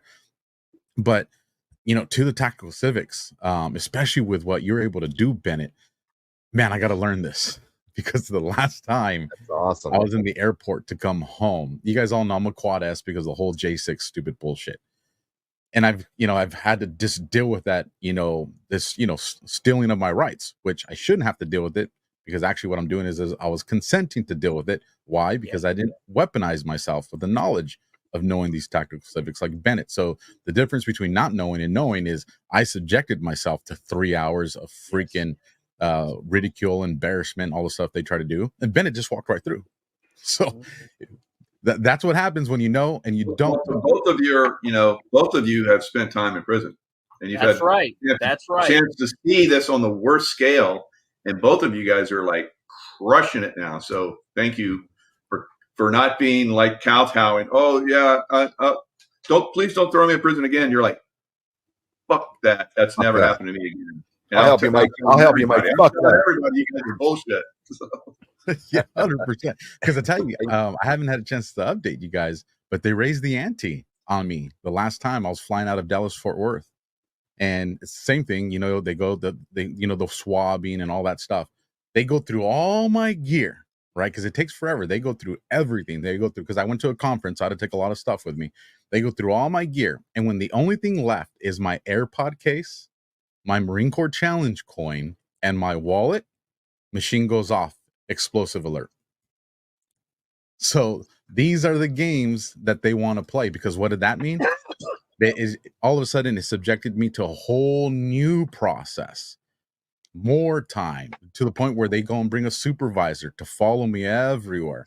Of course, to which I took the opportunity to ask questions, because I was like, well, if you're gonna waste the resource on me, well, then I'm gonna gather intel in this time. And well, here's the other thing to do, Alpha, is have your cell phone with you and record yourself when you go to that desk or anywhere like that. Here's the problem. Go ahead. Here's the problem with that. I would 100% do that. The only thing is I have to have someone go with me that can do that, because part of the process is they take everything, including my phones. So even if I just had a digital recorder, anything electronic, they take it away from you. And I think part of the reason is because they know we have the ability to live stream, record, photograph, video, all that. So I would actually have to have somebody, go with me covertly, publicly, I don't know, depends on what the operational planning looks like, but record that entire interaction. Because I'll tell you who I really feel sorry for. It's the people getting on the plane with me. Because you got these normal people that are just like, okay, why is HSI and TSA and the FBI, what's going on with this dude? And why are they doing all this? And he's getting on my plane. Like, should I be concerned? You're creating anxiety for people that doesn't need to be there. Because the reality of the situation is, if something bad happened on the plane, I'm going to be one of the ones that addresses the threat of that bad thing that's on the plane. So they have an ally. They've been, psychological operations. They're being psyoped into thinking that dude's the bad dude. So now if there is a bad dude on the plane, nobody's even going to look for that, because everybody's eyes are on that guy that everybody was spending time with and now people actually miss the threat. And you know, just on a real quick level, that's the opportunity you have. And I know it's traumatic when you go through it, but when we have these reflection moments, you know, when we go through, do operations and missions, we take a knee and go, okay, how did that go? What could we have done better? We reevaluate the opportunity, and we all know this, and we go, yep, is when these guys, these you know, cops, these agents, these average, well, I'm just doing my job. That's the opportunity in the moment. And we have to be very practiced in our language, but we say, gentlemen, be advised. I was a Marine, I was a SEAL, I was Army, I was whatever it is, but be advised, and always use that term, be advised. The Constitution of the United States is the law of the land. And you swore an oath to uphold and defend that Constitution. You swore an oath to defend my rights. I have a right to be private. I have a right to my papers, person, and effects. I have a right to the freedom of speech. I have the right to be unfettered in my movement. I have the right not to be discriminated against, not to be prejudicially harassed. I have a right, and you need to know. I'm not demanding or pushing or telling you what to do, but you better know what they do to me, they will do to you and your sons and your daughters. You better take this home with you today, because what they're doing, and you're saying you're just doing your job, you are setting up yourselves and your future family to suffer a fate worse than this. I have been a Marine. Have you? I've been a SEAL. Have you? I've been Army this. Have you? And I'm not trying to tote my own pole. I'm just telling you, we are witnessing this tyrannical bureaucracy, and you need to make a choice. Either you cease and desist this sort of harassment, or you go along with it, and you're setting yourself up and your family up for a similar fate. And that really is the truth. What they do to you, Alpha, they're going to do to your kids and your grandkids worse. And if these people don't have the manhood to stand up and admit that, you know, they have their reward. But you will touch someone, even if it's one agent who goes, man, I was a Marine, my dad was a Marine, what they're doing to that guy is wrong. I need to go. And here's a card. Here's a tactical civics card. Go call Scott McKay. He'll teach you what to do, Agent McGillicuddy in the FBI or Homeland Security. Well, it's funny. It's funny you bring that up, Bennett, because I didn't waste any time and immediately got into that conversation with the guy that was following me. The first thing I told him is, I go, if you're not naive, and I said, it was a very respectful conversation, but I said, if you're not naive, you means you already seen my file, because I know Department of Homeland Security populates my file. So you already know everything about me, because you had a whole hour before you even got to me. And I'm pretty sure that's what you were doing, reviewing with your team who I am, where I came from, how I know you know the entire background. And if you're not naive and you are good at your job, you know what's really going on here, which means right now you and the resources that are following us on the cameras and the undercovers that are following us, like that dude over there, you're wasting what should be applied to the legitimate threats that probably exist in this airport. Well, why do you, and his response, instead of denying any of that or saying, hey, you know, his response is, well, why do you think that there's people following us on cameras and there's UCs? And I said, well, then did you not read the packet? I've done undercover work. And that dude over there is doing a terrible job at it. And if they're not following you on the camera, then they don't care a lot about you. Because if you guys do think that I'm a threat and nobody's trying to keep eyes on you, then your entire operation sucks. Yes. And so you could kind of see that he was just like, this is going to be a long wait that I'm going to have with this dude. And as the divine would have it, my flight was delayed about almost 2 hours. So I had about 3 hours, like 2.5, 3 hours. Wow. To have a conversation with this dude that everybody right there in the waiting area of the terminals just looking like, what the hell is going on here? Because they did try to do psychological operations. He tried to bring out things, well, I'm a Marine, you know, to build rapport. And he tried to say statements that I'm looking at him like, you think for 1 second I'm going to acknowledge and be like, that's okay. So you can go back on your file and be like, we stopped them. And he said, this is just like, come on, you guys, get your shit together. I do want to say this. I know we're 12 minutes past the hour you guys committed to me. So if any of you guys have to bounce at any time, please don't hesitate. I know you guys all have busy schedules, but I'd like to carry on for a little bit if you guys can. But when I get together with you guys, I clear the whole fucking day. It's like, this is going to be too good. So I would love to. I've got to go somewhere in about 5 minutes or so. So I'll have to leave in about 5 minutes. But we can always do this again too. And I'm honored to be with you all. Yeah, absolutely. And I do appreciate the time too, Bennett. And like I said, you guys, to follow him, to get all his information, all that's down in the description. I want to bring this up on the screen. This was posted yesterday, July 4th, and it comes from the Biden Harris headquarters. And it says 4th of July under Trump's Project 2025. Now, a couple of interesting things here is one, Project 2025 is not Trump's. Trump is Agenda 47. Project 2025, there's people that like it, people that don't. There's a lot to it. But right out of the gate, that is a non-factual statement. But then he has our national monument. They make a cross out of it. They put a whole, I know it's probably a little small on the screen there, but they use, hundreds, if not thousands of handmaids to what looks like represent us. You have other, I can't tell if they're like soldiers or what, but they look like Roman soldiers with those Roman flags off to the side. Whoever wants to jump in on this, what the heck kind of message are they trying to send here? This is demonic. Go ahead, Scott. You're out of here, so go for it. Just religious tyranny, religious fascism, religion, forcing women to get abortions. You don't want them. Religion that'll kick open the doors and stamp your forehead with the brand of the cross. They always use that again and again and again, and it is a lie from the depths of hell. It is meant to install fear in those who are already full of hate and prejudice against traditional family values or traditional Christianity or whatever moral conservatism that emanates in this country. They are full of anger, zealotry to rob, to kill, and to destroy. So they have to put out symbols like that of mindless, lobotomized, robotic legionnaires that are going to oppress the people. And the reality is they're projecting what they themselves are doing.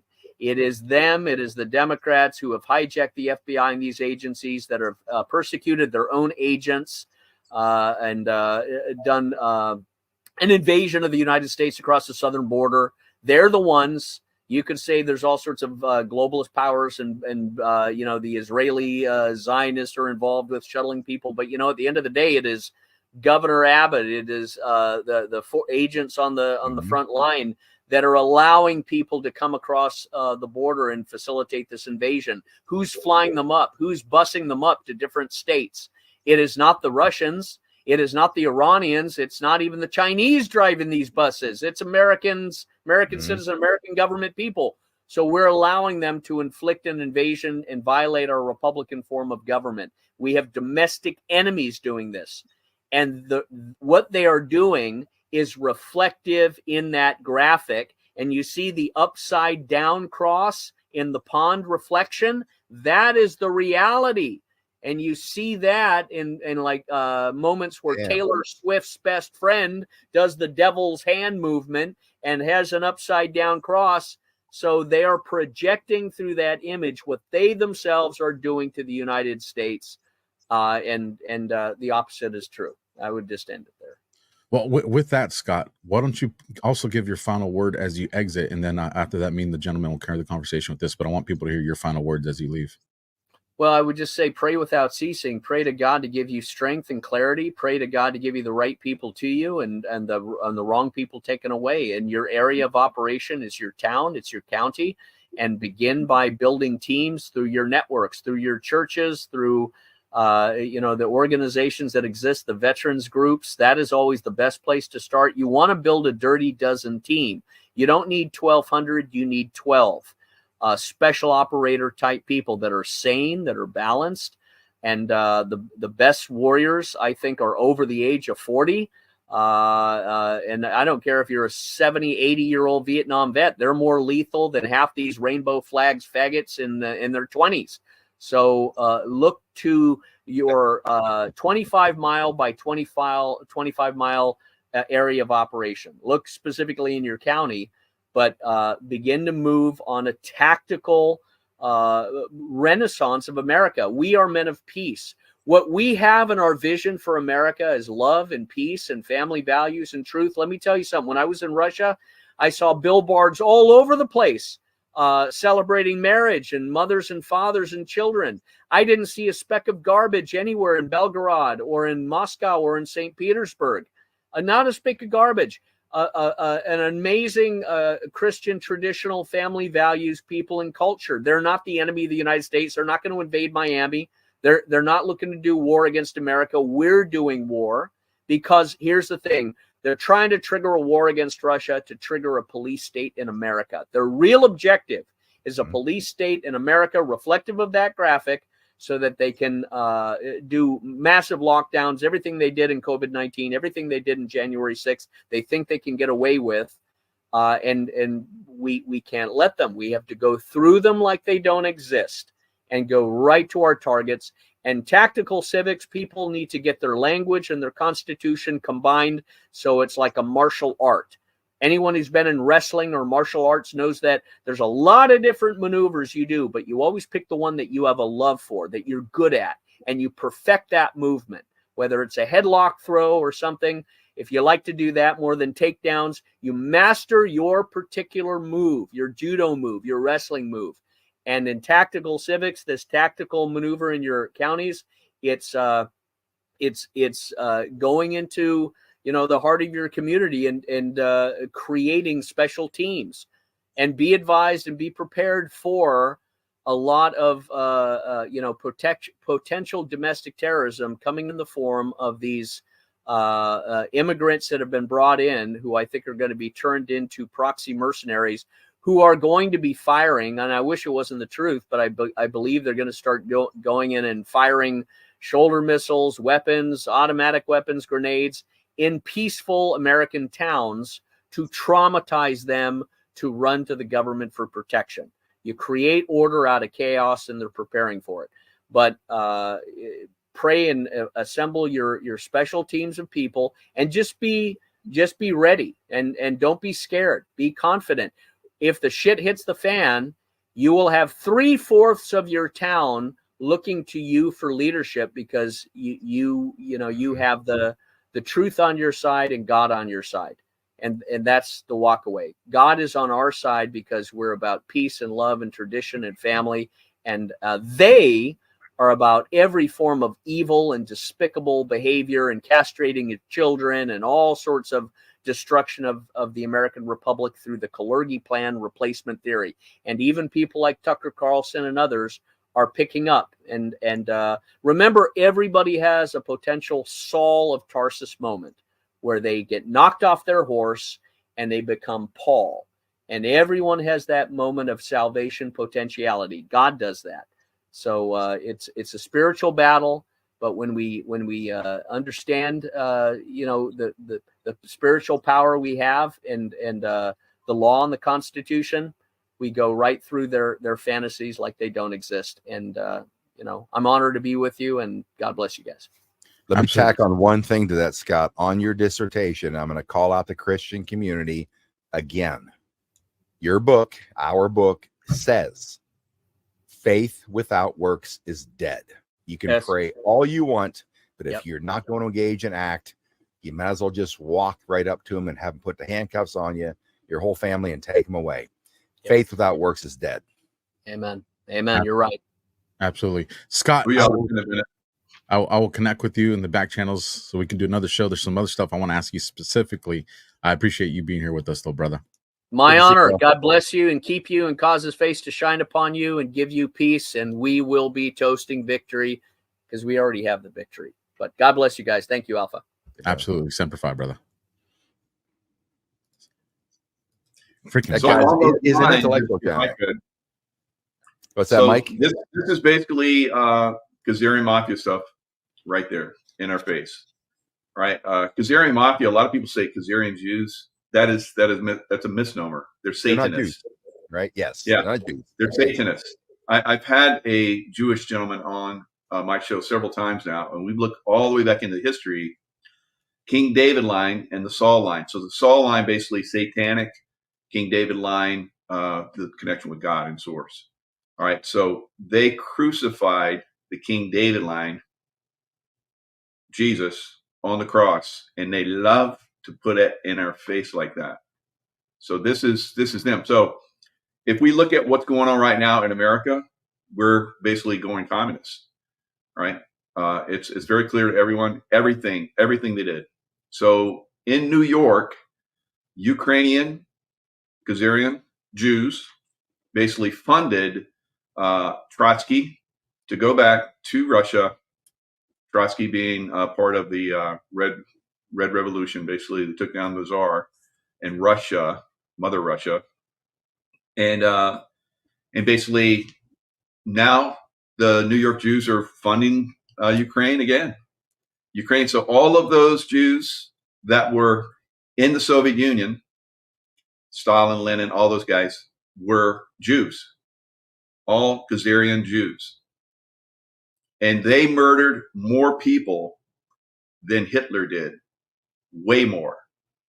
Candace Owens just had a show about this, and she talked about how one of their generals murdered 10 million Christians. So we need to really start to look at this very, very hard.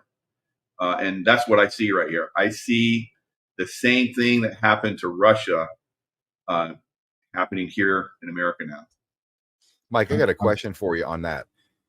And I could be wrong on this, but when I talk about the Khazarians, I'm talking about these people that claim to be of the Hebrew bloodline, but they're not at all. So they're not even genetic Jews. I've listened to Overwatch out of Australia saying, you can say what you want, Scott, but the Hebrew bloodline has been wiped out long ago. I don't know what the truth is here. And, I don't mind pissing off people to ask a question like that. But my belief is that these people are self-proclaimed Jews, but they're not Jews, period.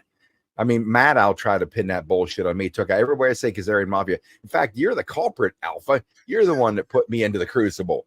We did a show on that probably a year before that removal from the Reawaken tour, because I'm an anti-Semite whose life was saved by a self-proclaimed Khazarian Jew. Alan Davis, a 72-year-old Jewish man, took me into his home for 4.5 years because I refused the disability check because I didn't want my brain buying into that. So, and I never heard of he's not Khazarian, Ashkenazi. I never heard of the term Ashkenazi in my life, but the disease he has that I watched take over his ability to walk over a 10-year period. He had told me, he said, this disease is only known, it's very rare, but it's only known in the world among Ashkenazi Jews. We know what an Ashkenazi line is. Again, didn't matter to me. He's just a human being who's a wonderful man, one of the most important men in my life, saved my life. So yes, I was rescued by an Ashkenazi Jewish man, but yet I'm an anti-Semite, all that kind of stuff. But I could be wrong, but I don't believe these bastards are Jewish. They're Khazarians. That's why we call them Khazarian Mafia, right? Well, you can bet, Scott. Here she comes again. Here she comes again, Alpha. Okay, Matt Al. Let it rip. I was gonna say, Rachel, Media Matters, and maybe even Mr. Dershowitz himself will be making comments. Oh, you mean the guy that they now have shown has Alan visited Epstein Island, and little girls allegedly are saying that you raped them? That Alan Dershowitz? Yeah. Surprise. Interesting enough is if you look all the way back and we rewind the clock back to that was quite some time ago, Scott, the public conversation of what we're talking about right now was a very difficult one to have. Either you're going to be deplatformed or censored or immediately tagged with that anti-Semitic title. But right now, on X and a little bit on Instagram and a lot on podcasts, people are having these conversations and people are asking questions.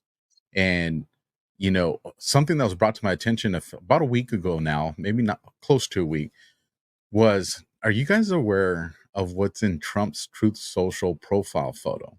The one where it's his picture with the American flag, looks like Braveheart paint. Mm-hmm. So they asked me, what? And I was like, oh yeah, it's the paint, it's the Braveheart thing. They're like, you don't see the 9/11 in that? And I was like, what? So I'll turn it back to you guys, and then I'll go and I'll grab that photo to bring up. But I found when you look at the stars with that first stripe forms a number 9, and then there's 2 red stripes that form the 11. So once you see it, you can't unsee it. The other thing is on his hat, and there's multiple, I think, interpretations and symbolisms with things. But on Trump's MAGA hat, the one that he always wears with the 45-47, well, 4 + 5 is 9. then dash, and 4 plus 7's 11. So on his hat, he even has the 911. So, you know, just some interesting things. Maybe it is, maybe it isn't. Everybody can kind of use their own discernment to see how that resonates with them. But I found that very interesting. Let me pull this off the screen now that everybody's had a chance to say it. Have you guys seen, it's been about almost close to a month now, the Stephen Baldwin social media post? Oh, I think God. I've seen or heard one. Heard him. Yeah, he's done a couple videos. He's probably like around 9 or 10 videos that he did now. I'll go grab, because I have one saved. I'll go bring it up, and I'll bring up the first one that he did. But I want to ask you guys, he at first he's alluding to, and then he comes out and says it, Ghost in the Machine, 4 PSYOP guys. Like, he calls them out, and he's telling Hollywood, are you worried you've been infiltrated? And I'll play the video so everybody can hear it with themselves. But I want to have Ghost in the Machine, fourth psychological operations group, and there's 8 PSYOP, you know, there's a couple of them. What are your guys' thoughts on these dudes? Like, I'm very curious. And while you guys start that conversation, I'll go bring up that video so you guys can take a listen to it. Mike, do any of these guys that are coming forward with stuff like this, do they look like the person you've always seen in the past ever? I mean, do you ever consider, are these people different versions of themselves? Because I see too many people I look at like that. And the first thing when I saw Stephen Baldwin video, I thought, yeah, it looks like Stephen Baldwin, but it's a little different. You ever notice that? Yeah, it's you know, kind of like we're talking about offline a little bit about some of the AI stuff that's going on out there. I did a show with Juan, like I was talking about I just did a show yesterday with him, and 4 years ago, probably at least 4 years ago, maybe even longer, he was at the Trump in DC, Trump resort or hotel, and he was talking. He says, "I'll show you something, Jacob." He says, it's AI, because he's talking AI, how it's going to be a big thing going forward. And he said, AI, and I was like, what are you talking about? You know, so I'm clueless about this at that time. And he said that AI, I'm going to talk about when they came in, and because they were setting up barriers around the Trump hotel there. And I guess there was going to be a big demonstration against Trump. So he said, AI is not going to understand what I'm going to talk about right now. So imagine if things got really bad and I had to go to the roof, just like that time and he just started going off like he was in Vietnam at the embassy, and helos were coming in and getting him off, and he was like making a joke of it, but he was talking like it was real, like it was a real thing coming, and he was involved in it. And he's like, well, watch that. So sure enough, after that show, I went back and looked in the chat, and somebody came in and said, because he's joking, and somebody came in, Juan thinks he's so smart, and it just went off like, you know, we can see that because we're human beings, but the AI couldn't see that, and it came in and attacked him in a way that he said it would. So I think that a lot of this stuff, I mean, we've done a show, Alpha, and we had a bunch of us that were talking about 9/11 a couple of years ago. Derek Johnson was in there. We had a great lineup, Scott Bennett. So we all talked about how on that day, we're all like, this is bullshit. How can we tell everybody this is bullshit? You know? And now, many years later, people are like, yeah, that's bullshit. We need to get to the point like we're talking about right now, where we look at something and go, it's bullshit right away and call it out. We have been doing that, and we have been breaking their ability to mind screw us.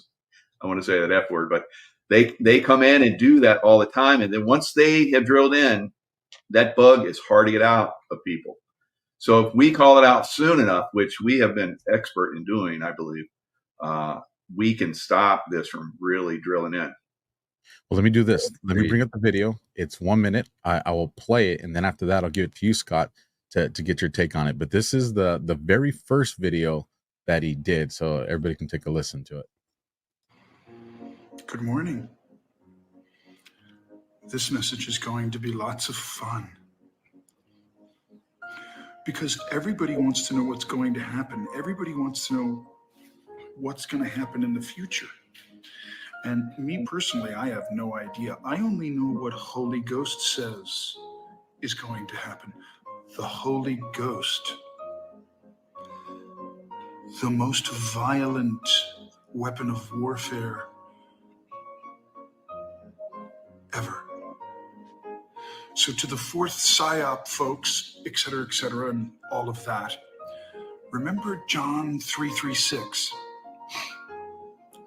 John 3:36. All of you need to learn John 3:36, particularly after this November.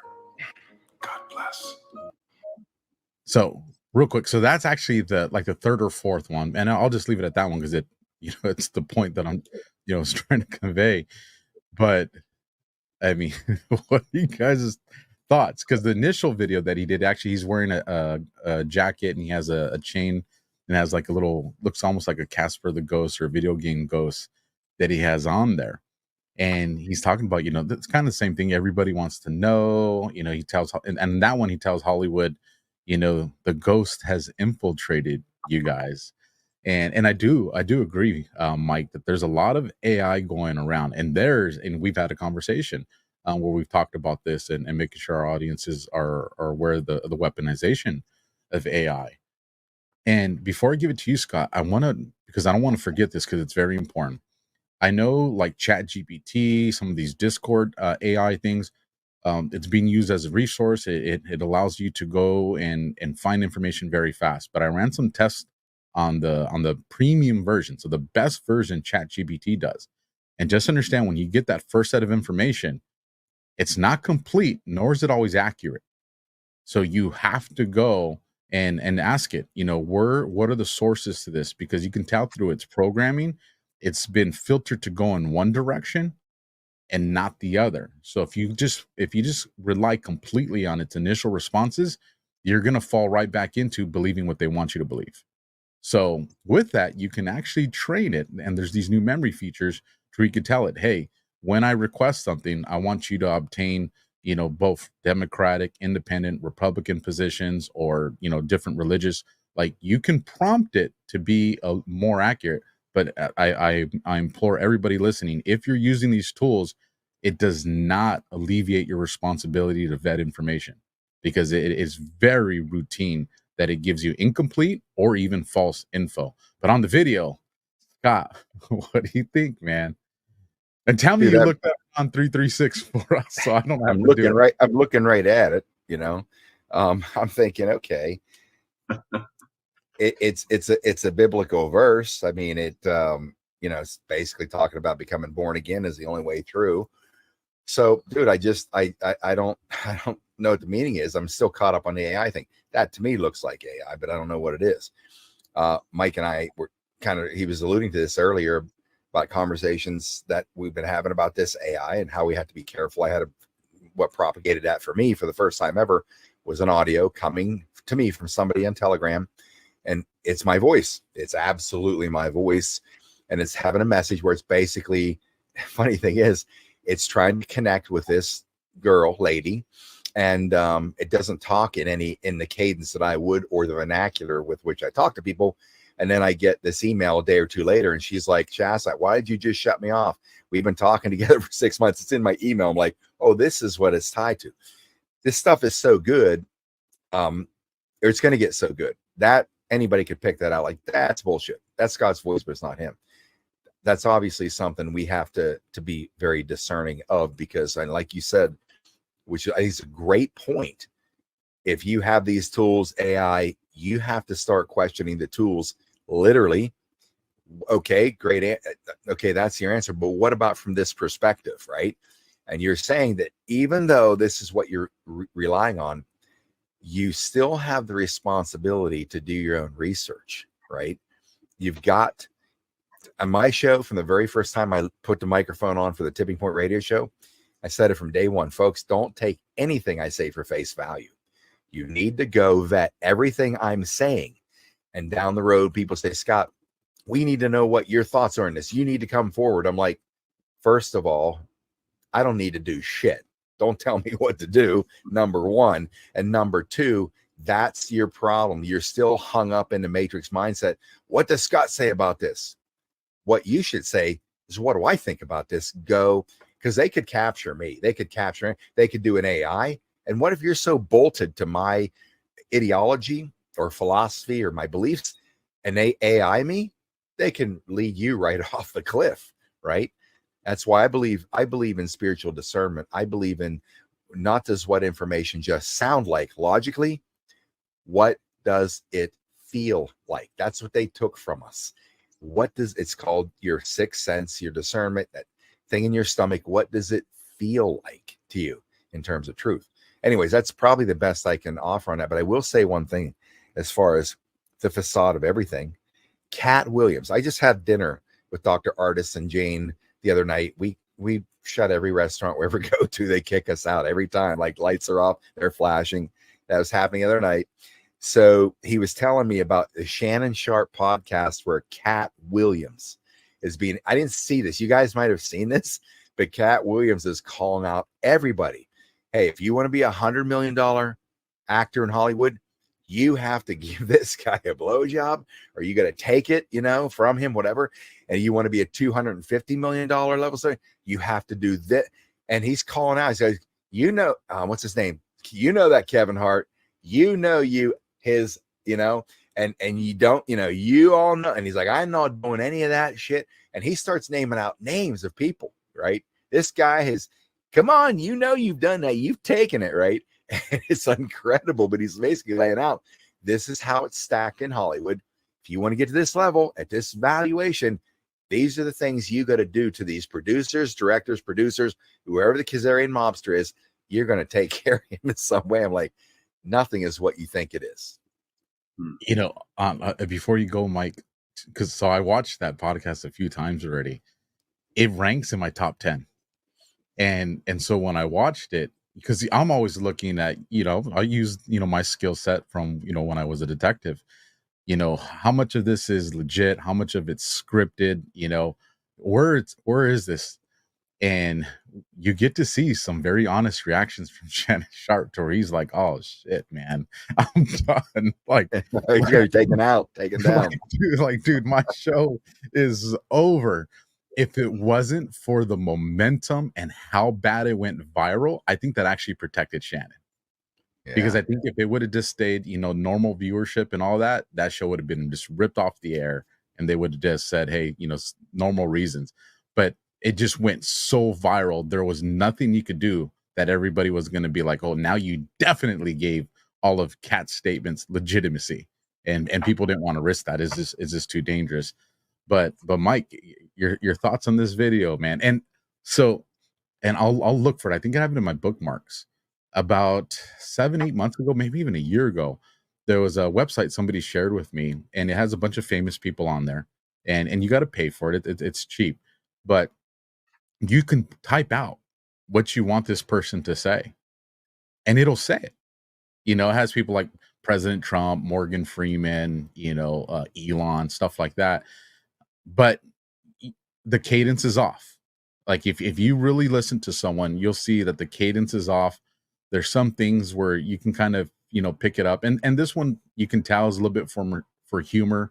And they do put like a watermark over it to let everybody know that sees it, it's a parody. Not to say that people can't remove that stuff, but, at least on the surface level, they're trying to make it look like it's for entertainment and humor.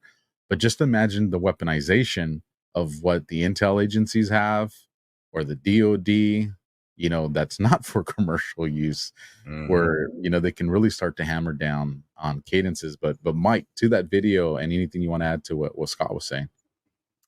Yeah, I mean, they're already coming at us. I mean, we look at, if we just take, for instance, this storm barrel that's coming in.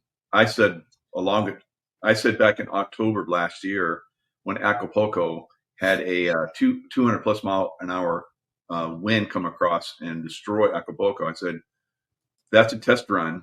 They're going to do the same thing in America. And then when I saw Beryl, I said, Beryl will hit Houston and blast Houston. And now they've had all these computer models. So it's kind of the same thing. You get this misdirection and everybody's like, oh, we're safe. It's okay. I'm like, guys, It's coming. It's coming. You got to you got to prepare. And sure enough, this morning, now they're talking about it's moving north. It's moving north. But those of us that have eyes to see, we can see this stuff well ahead. Now, what is that? Is it trying to tell the deep state that we're watching you? I think that's been a lot of that. And then they tell us. They're trying to convey to us that they are watching the deep state. And whether that's CGI, which kind of looks that way to me, or whether it's the real thing, it doesn't matter. What matters is they're basically telling them, you're going to have to pay to God. You know, God's coming. So God's wrath's coming. And how is God's wrath coming? It's not like, you know, God's wrath's coming because it was always there, it was going to come. It's because we're waking up and we're calling it in. Mhm. That is going to destroy them. 100%. You know, if you put my podcast in front of me 10 years ago, I'm like, that dude is crazy. like what, man? Like, I might have said that 10 years ago. somebody I goes, was watching you, Alpha, when you were first getting started, and I was saying the shit I was saying. I was like, that dude is crazy. I'm saying, but I think one of the things that's helped me the most is to understand that everything that I've used my entire life to develop an opinion or an understanding is still from a book or some type of material or resource or audio that someone else has put in front of me. If it's not my own experiment, which means that I don't have control over that. And then at some point, that person got it from a source that was material put in front of them, or a professor or training or something. So it doesn't matter. And I know people get very mad at me with this sometimes. And I always say, listen, I know my creator exists, whether you want to call him God or Yahweh or I am. It's just, I know my creator is real, and nothing can change that for me. But if I go and I tell people, listen, our science book's been manipulated, people are like, oh yeah, 100% agree with you all day, Alpha. You know, history books manipulated all day, agree with you, Alpha, all day. But if I bring up the Bible, then people's cognitive dissonance gets involved. And they're like, whoa, pump the brakes, Alpha, time out, time out. And I say, just listen to me. You know, one, I believe even if man tries to manipulate the word of God, doesn't matter. Whatever message God wants you to hear, you're going to hear it. Doesn't matter what the text says. That communication, if that's what you're looking for, nobody can compromise it. You know, so that let me say that before people get mad at me for that. And then you guys by association. But what helps me, what the point I'm trying to make is just understanding that just wipe the slate clean, just wipe down the entire chalkboard of everything I've ever been told. And what does it look like? What does life look like to me? What does spirituality look like to me? Science, math, politics. And if I wipe away everything to say, just use my own internal compass, my own, you know, the ability that God gave me to figure things out, do I still start to agree with these things? And I know it's kind of an impossibility to make that, but you know, just the attempt to get there, to wipe the board clean, because I think you said it earlier, Scott, they've been programming us from the moment of birth. Like the second we came out and you got that first, whether it was audio or cartoons, everything's been to program us. And they did a freaking amazing job of it. They knew what they were doing. And so it's to hear what we're saying, to hear, you know, these different thoughts, the synergy of all of us kind of working together to what do these things look like? We all have these different backgrounds. We all have these different connections. We all have these different people and sources that we talk to. What does that look like when we try to paint the picture together? And Bennett had said something earlier about the police state that they want. And I agree. I think the deep state absolutely wants that police state. My concern, I'd like to get your guys' thoughts on this, is, and I don't say black pill. It's just, hey, there's some scenarios we don't like, but if we're mentally prepared for them and then they happen, the shock and awe, they don't get that on us, which means we can focus through, push through, and get back to the light where we should be. But if you wanted to get a police state, the one thing, and I knew this back before I was even red pilled, you know, my cop days, the one thing that America's been very fortunate of is we've never had the mass casualties of children like other countries have seen. I know we've had some school shootings and that's horrific. I'm not minimizing that, but we haven't seen the attack on children like other countries have seen it. And if you want to bring America to its knees, I would think that that kind of event, especially with, you know, we're looking at somewhere between 12 and 30 million illegals that have come through our southern border. You have, the Police and Sheriff's Chiefs Association saying at least 2 million of those would rank tier 1, terrorist threats.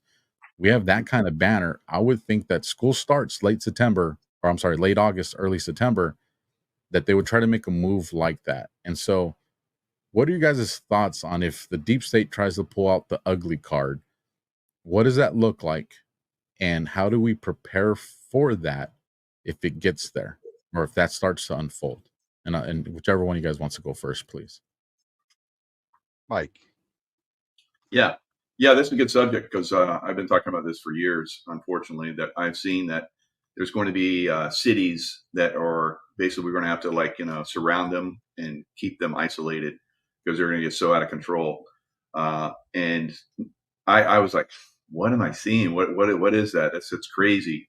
And so as the years have progressed now, it's very obvious that these cities are basically, controlled by the deep state, people that are in them. It's basically welfare. They completely rely on and depend on those big cities. And I've told people to get out of the big cities. And they said, that's great for you to say, but I have my jobs here, blah, blah, blah, blah. But if you really could see, like you're talking about, Alpha, and I know Scott is of the same opinion, that we're probably going to see terrorist attacks on a massive scale in some of these cities. Alpha, you and I both know, just the two of us could go in and hammer any city that we wanted by ourselves right now, and mass casualties.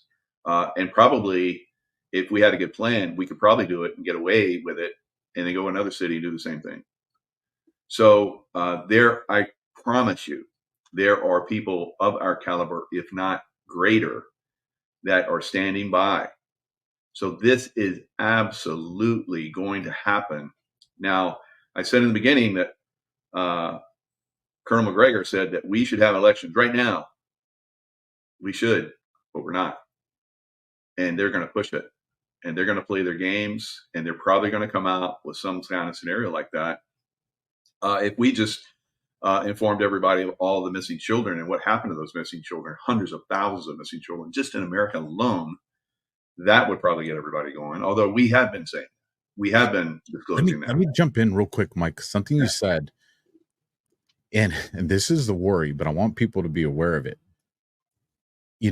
A lot of people think there's more cops than there is.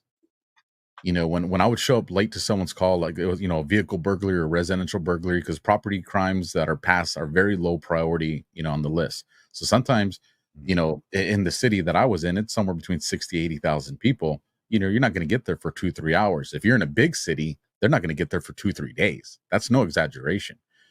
And so I would ask these people, I'd let them get their frustration out because they're entitled to it. They don't know. And then I would ask them, how many cops do you think are working right now? And they'd be like 20, 30. And I'd be like, what if I tell you it was 4, a canine, and a sergeant? They're like, what?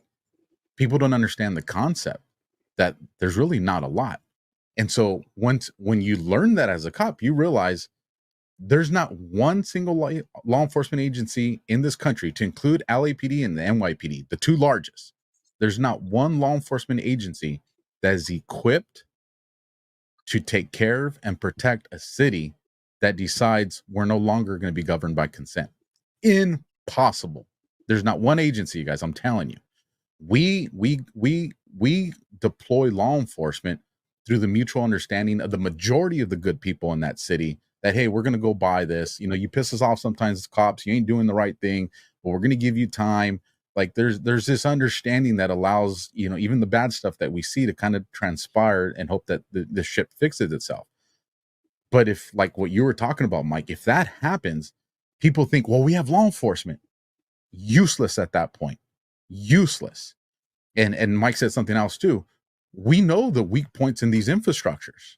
So we're good guys that wouldn't do that. But there are the bad guys that, like Mike said, that have our abilities, and probably even greater ones, that they just need whatever motivation or profit or threat to do that could immediately cripple these agencies. And now if that happens, people need to understand, well, what are you doing to protect yourself? I mean, I hope that if you guys have been listening to Mike and Scott for the years that you have, I've already prepared yourself. You got freedom seeds, you got your Second Amendment, you have your food, your water, you know your neighbors. And if you don't, you're so behind. You need to get on it yesterday. But I just wanted to make a point as you continue, Mike, that people need to get out of the mindset, well, the cops will be here, because they can't. Even if they wanted to, they can't. And I'm telling you guys right now, cops have families too and kids too. And if there's chaos and anarchy, they're going to make sure their family's safe before they commit to their job. Cops are not the military. People need to understand that. So get it out of your mind that, well, we're safe because we have police. That is even though that is a good guy kind of thing, it's still a facade. The safety is not there. The safety that exists in law enforcement is because the community and law enforcement have an understanding. And if that's disrupted, chaos can get out of control super quick. But Mike or Scott, please continue.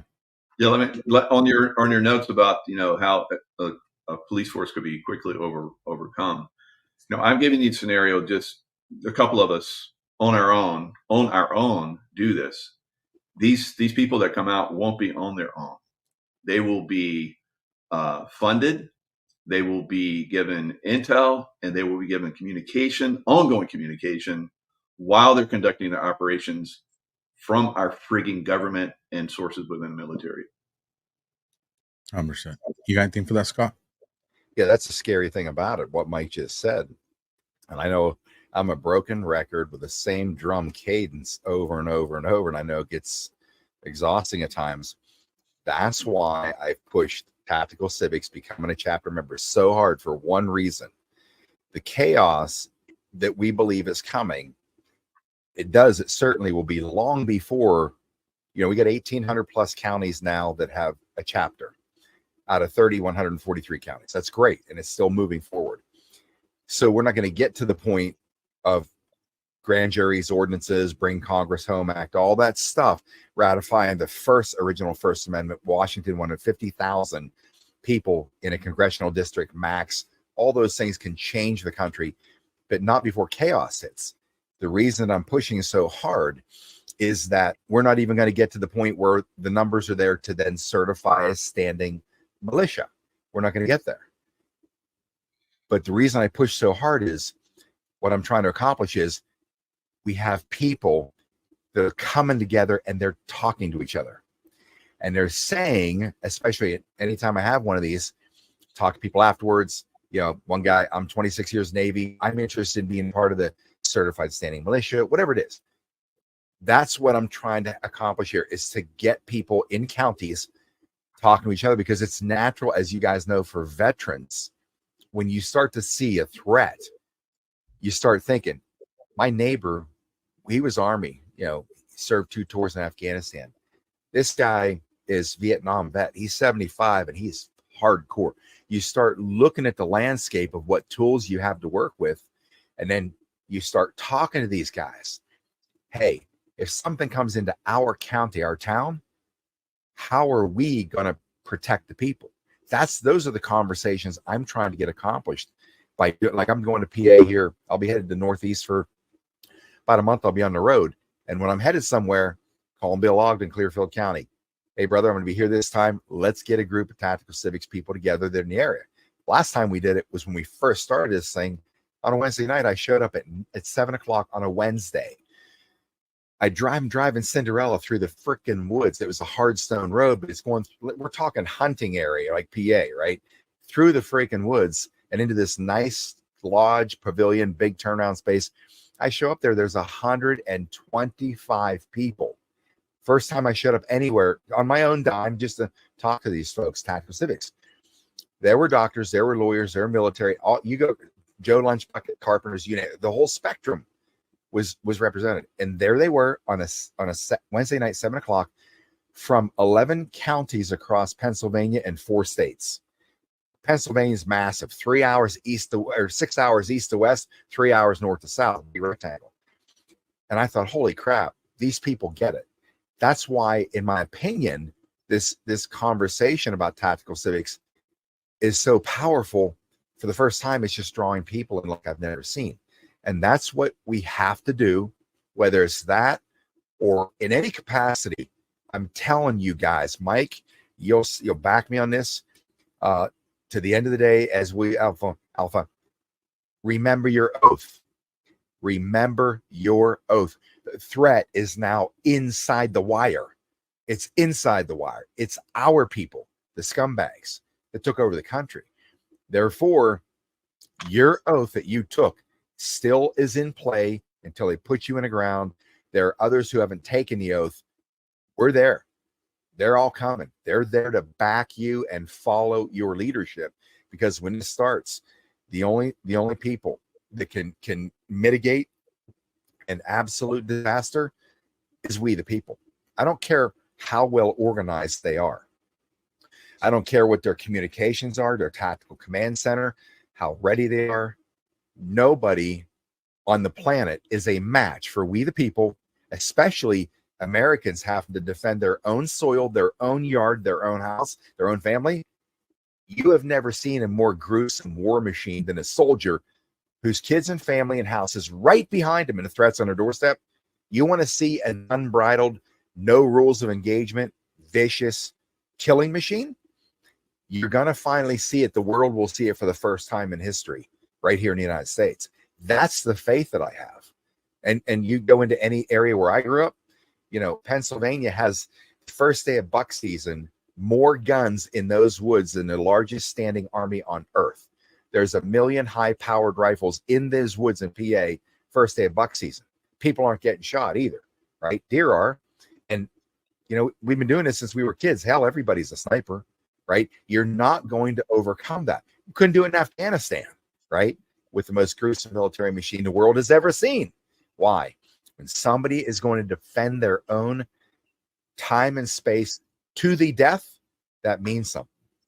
That means something. So I believe it can be terrible. It can be. I believe that it's situations like this will cause people who never saw it in them to rise to a height in their own soul they never imagined and do shit they never believed they could do. Tell me what Congressional Medal of Honor winner ever thought he would win a Congressional Medal of Honor. Like, what? Me? Mike, you've seen it too many times in combat. You see a guy like, holy shit, I had no idea. Well, when the circumstances are right. But the difference between anywhere else and here is the DNA with which the country was founded. We're the only nation that's been able to make our constitutional words work. Other nations try to adopt it, but the spirit with which that thing was written and the country was founded is what is in America. That's the difference. And the people that have that in from a military perspective in their DNA, there's no match. But it's going to take something, in my opinion, I hate to say it, economic or otherwise, terrible to befall the country before that divine power is opened up in people's souls to say, I hate to say these words, right? People are afraid. What if I'm going to die, get killed? Everybody has to die sometime. Everybody has to die sometime. Would you rather die for something or die for nothing? Everybody wants to go to heaven. Nobody wants to die, right? Everybody wants to go to heaven, but nobody wants to die. Listen, the simple fact is, I say what I say provocatively to those bastards. They could kill me or you or any of us. I said it all along. Okay. What am I going to know? I'm gone, right? I know what it's like. I was face down on that road. I know what it's like when you're rectified in your soul. I'm dying. I'm going to die. In 40 seconds from now, I'm not breathing, right? It's not as scary as you think. You think, I'm making my transition. Look at your people on deathbeds. This is a dark subject, but let's fucking have the conversation, because sooner or later we're going to. When you see people, your family members on their deathbed, they're at peace, right? They're at peace. Their souls already, being constructed to make a they're at peace. They're not scared. I know it's going to be okay. The fact is that we're going to go there, and we have to be prepared for the best outcome. We have to be prepared for the best outcome. 100%. First, let me say thank you, gentlemen. You guys have given me twice the amount of time that I've asked for. So before we wrap it up here, I want to make one statement to that, and then I'll get your guys' final thoughts. the FBI watches all my podcasts. They've gone on the record to say such. And why? It's not because they're trying to get educated. Although I do have a running joke that I know their supervisors are cycling them out, because if you let one guy watch me from the beginning to now, I've already red pilled the shit out of him. He's on our team already. So they probably have to keep cycling these guys out to make sure they don't learn too much truth, right? But one of the reasons they watch is because they just want to catch Alpha saying something that they could say, we got him, George, let's go and let's throw the cuffs on him and bury him for forever. But I'll never have to say the chants that they want, the hypotheticals that they want me to say as a real thought. It's time to revolt, it's time to do this. And the reason being is because it's the truth. As long as we continue to do our message to deliver the truth to people, my hope is that people realize what you said at the very, very beginning when we were talking, Scott. We have the numbers just to say, hey, game over, you're fired, get the hell out of here. And there's this very peaceful, or at least mostly peaceful, transition of power that comes back to the people. People realize that. But I also understand the thing that the FBI wants me to say, I don't ever have to say that, because if it comes to that point, to put in perspective what you're saying, these veterans or these men that the only thing between evil and their family now is just them, you'll see exactly what kind of violence man is capable of. I don't have that is a grassroots movement to the max. I can't stop it. Trump can't stop it. That famous saying, nothing can stop what is coming. It comes to that, nothing can stop it. There's nobody that can pull the timeout card. Once that happens, what unfolds after that is it's permanent. That you can maybe slow it down, but nothing can stop it. My job, or at least I would hope all of our job is how can we save this country before that becomes the only mechanism that's left. And I think we're doing a good job of that. So my final thought, and then I'll give it to you, gentlemen, is a lot of people say, well, you guys say this or you guys say that, and then this doesn't happen and that doesn't happen. And I do think the community's done very well at staying away from timelines and predictions. But I would say is if we are doing our job the right way, then the lack of those things happening is a good thing, because that means by us putting information out there, the audience doing their job with that information, it forces the deep state to shift their plans, try something different. So I just want people to realize that the dark, sinister side of us that maybe wants to see bad things to prove, it was a confirmation. You actually don't want that. The boring timeline is the good timeline. And so with that, gentlemen, your final thoughts, please let my audience know where they can find you, anything you guys are working on. And I'll just say, man, it's every single time it's such an honor for me to have these conversations with you guys. And I appreciate it. Yeah, Alpha, thanks a lot. This is a great roundtable. So, along those same lines, as far as the tactical civic stuff, this is a conversation that we're having. It's not like we're going to getting together and doing militia training with guns. That is not going to happen. In fact, several years ago, I went to a Hollywood event, and I was like, I'm going to hang out with the liberals. We'll see how that works. Well, they came up to me in big groups, and they said, we are sick of what's going on here. We want you and Scott McKay to come back and teach us how to use weapons and move and stuff like that. I laughed. I was about that. It was like, Hollywood. That's not happening. That's not how we roll. But the conversations are the most valuable things. And, I know that can depend on you guys. And I would hope those FBI agents that are listening in, I hope that we can depend on them as well. And they're not part of the problem. And they need to ask themselves that, just like, you were attacked, Alpha, because you made some statements. You had free speech, and you were making statements, and they're like, we can't control this guy anymore. We can't put our thumb on this guy and control him anymore. And he's making some statements that are kind of on the edge. So they took you down. And then the guys that came into your house, they're like, they had been told one version of you, and they came in and started looking at your stuff on the walls. They're like, this is a good dude. And they settled down. So this is a problem that we're seeing in this government right now, that they want to put us under their thumb, and they're going to continue to do that as long as we let them. Remember, we the people, they work for us. And they have switched that, and they have led a lot of people to believe that we work for them. That is not the case. So they're doing what we tell them to do, period. Right? As long as we're within the laws of the land and so forth. If they go against what we've already had these conversations, all four of us, that if they get out of line, we can call them out, and they either get in line or we start to take legal action to get them out. And that's the thing that we have to look at right now, because legally we can take pretty much this whole deep state system down if we apply ourselves correctly. And there never has to be a shot fired. And I hope there never will be.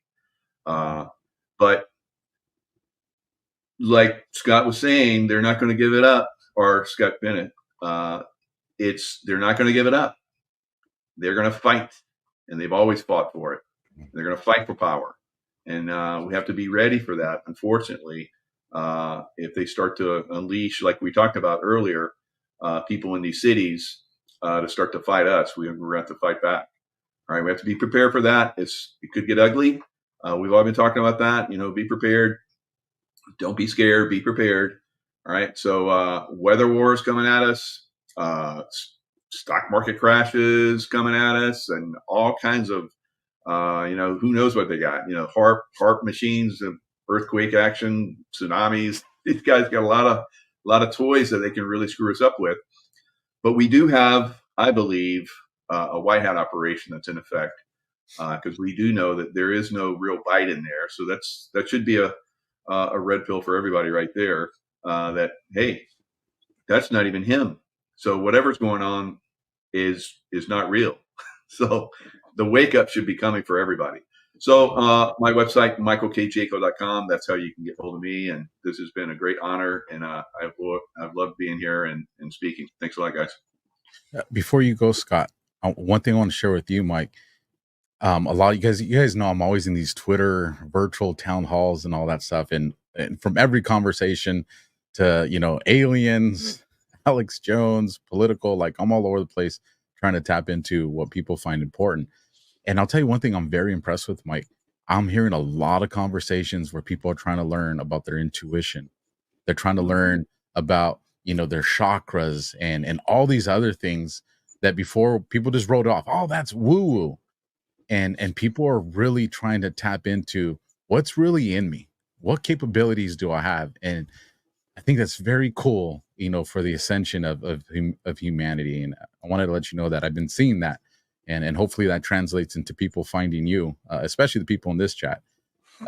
Scott, go ahead, brother. Final words, and how can people find you? I love that comment, because what Mike is doing is he's facilitating the reinstatement or reinvigoration of the spiritual penetration that's coming to the planet, because that's what it is. And I'll get to my remark in a minute, but I spent some time with Dr. David Stella out in Las Vegas, who has an incredible center, and he has an EE system there as well. So he was going to do a clearing on me, because we get demonic attachments that attach themselves to us. And anyway, so I've been there before, but so he probably spent about an hour on me, and I was one of these recliners. I sit back and he puts his hands like on my head, and he has this amazing, people have amazing gifts, and he's clearing this. And he said, when I laid back, I remember thinking to myself, I just felt, I saw a vision of black coming off me. And it was in the vision of kind of the Green Mile, where that big dude, Michael, he like pulls out of the people, whatever demonic realms in him, and he opens his mouth and it all comes out like a bunch of bugs or something. Not as grotesque as it sounds, but that's what I saw. And then at the end of it, he said, Scott, it took him over an hour. He said, Scott, there was just so much what was black goo coming off of you, all these attachments that have built up in the last year and a half or 2 years. So, and I talked about that on a Monday night show when I got back home, and most people would run from that, but they're not. They're listening. They're like, wow, that stuff really happens, because you guys have so much credibility. When you talk about it, people start realizing that there must really be something to this, because we're putting ourselves out there with this information. So what you're doing, Mike, is you're facilitating the reemergence of that, getting people connected with their God source. But as far as what we see coming, I would like to first say this. There are more many good guys in this architecture than there are bad guys. Police officers, you, first of all, regardless of how you may speak to them, respect is key, critical. They made a decision, conscious decision at some point to be able to put themselves in harm's way to protect the public. They deserve that. Don't assume that every one of these guys, because they're wearing a badge, he's going to violate my rights. Respect. Listen, I live in Colleyville. Most people know I moved out of downtown Dallas. These guys are awesome. They have a 2-minute response time. 2 minutes. I've been pulled over 2 times, maybe 3. I can't remember, early when I moved there. Each time I sat in my truck with 15-minute conversations with the police officers. And I come away and I'm like, these guys are freaking awesome. But they can see that I treat them with respect. Like when I get pulled over, 6 times I was guilty speeding. 6 times.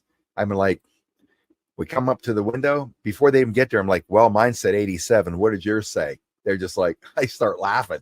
Well, it's 87, right? And so they get a kick out, like, this guy's so honest.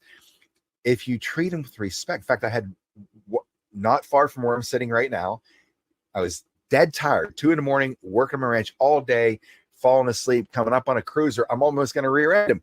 Boom, I come out around him speeding.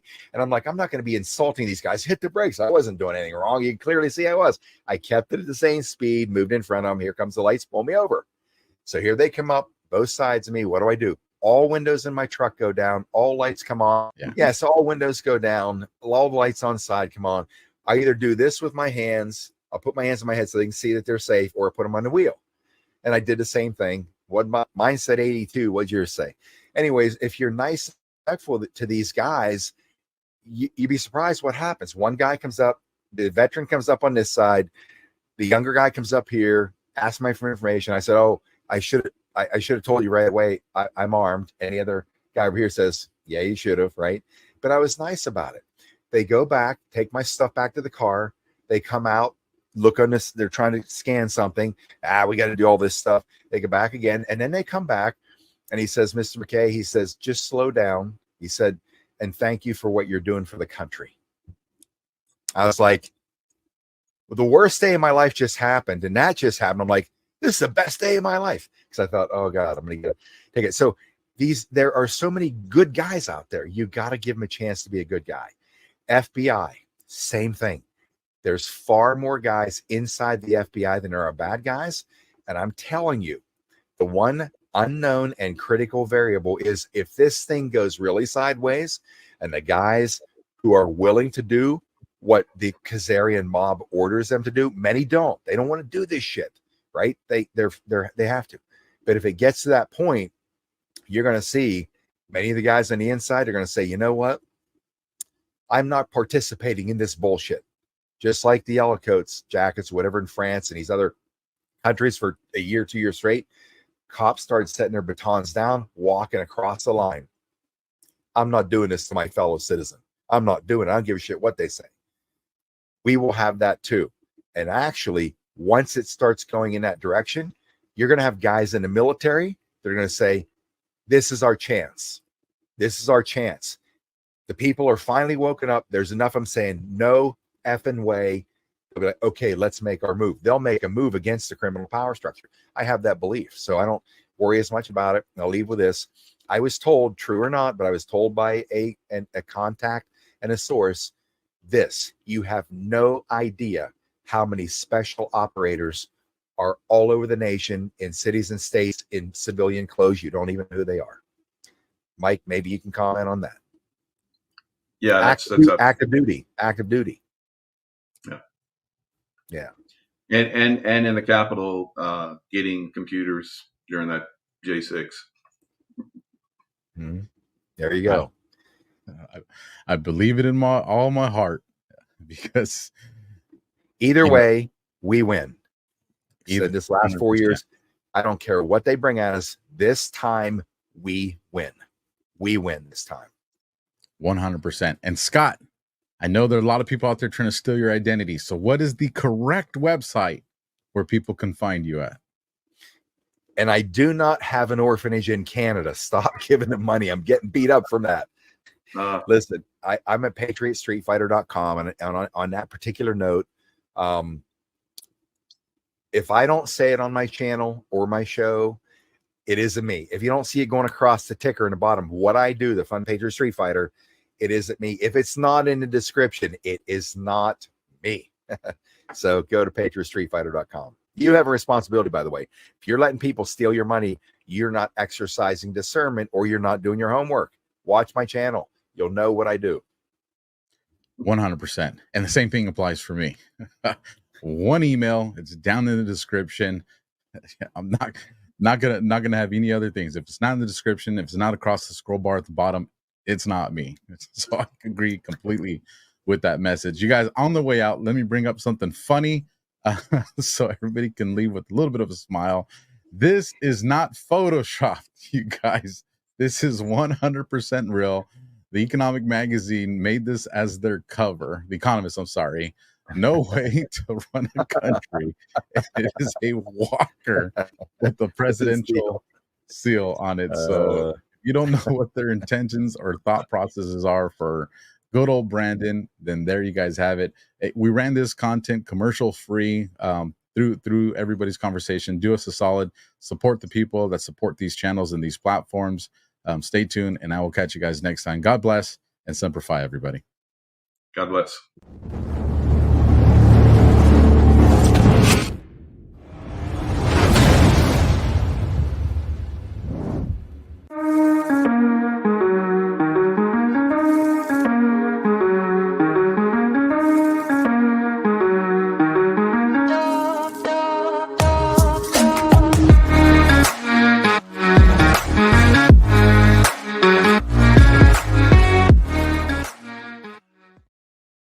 How do you like them apples right there? Absolutely. Listen, you guys, Prepper All Naturals, we've teamed up with them. They gave me the awesome website. Absolutely love it. You saw the promo code on the screen, AWBEEF, for an additional 25%. Oh, let me correct that. For a 25% off, not an additional. Obviously, you just go to the website using my link. Clean Cows is going to get you 15% off. But you know, veteran-owned business, and they take care of the veterans. So because you guys are watching the Alpha Warrior show, which is hosted by a veteran, you guys get to get the same awesome discount I get, which is 25%, which is pretty freaking awesome. This is their website right here, you guys. I invite you to explore it, AlphaWarriorBeef.com, AlphaWarriorBeef.com. You've seen it on a host of the other shows and companies that I work for, to include Badlands. And here's your opportunity to go and get it yourself. You guys, this stuff looks delicious, lasts many years. And like I said, no mRNA jabs, 10-year shelf life, all American beef, 100% natural, no lab-grown meat, definitely high quality, and 25% off. How many times I got to repeat that? AW Beef is what's going to score you that huge discount. Again, link is down in the description. I hope you guys enjoyed the show as much as I did. I know there was a lot to take from that. You can see the fun me and the guys had. So expect us to do that a little bit more often than we normally do. So once again, you guys, I know it was a long show. Appreciate you guys sticking around towards the end. Again, support the people that support this show. Locals. You see it up on the tab way over there on the corner, the other side of the corner of the screen. $5 a month. You know, this show is completely funded by you guys, my sponsors and affiliates. There are no NDAs on this show, you guys. There are no contracts on this show. Nobody owns this show. It's me and it's you guys. And that's why we get to bring the content that I bring for you guys. That's why I get to bring the guests on here and tell them things like let it fly and say whatever the hell you want, because there's no one that gets to say, hey, if you say that, we're going to take away your money. You can't control me. They can't control me. This channel will always be about bringing you uncensored content. So help me out, you guys. Go to my locals down in the description below. $5 a month. You guys are what's sustain this and make this possible. So with that, you guys, I will catch you guys tomorrow night. You guys, Mondays, Tuesdays, Wednesdays, 9 p.m. Eastern, 6 p.m. Pacific. I'll catch you next time. First in, last out, and Semper Fi.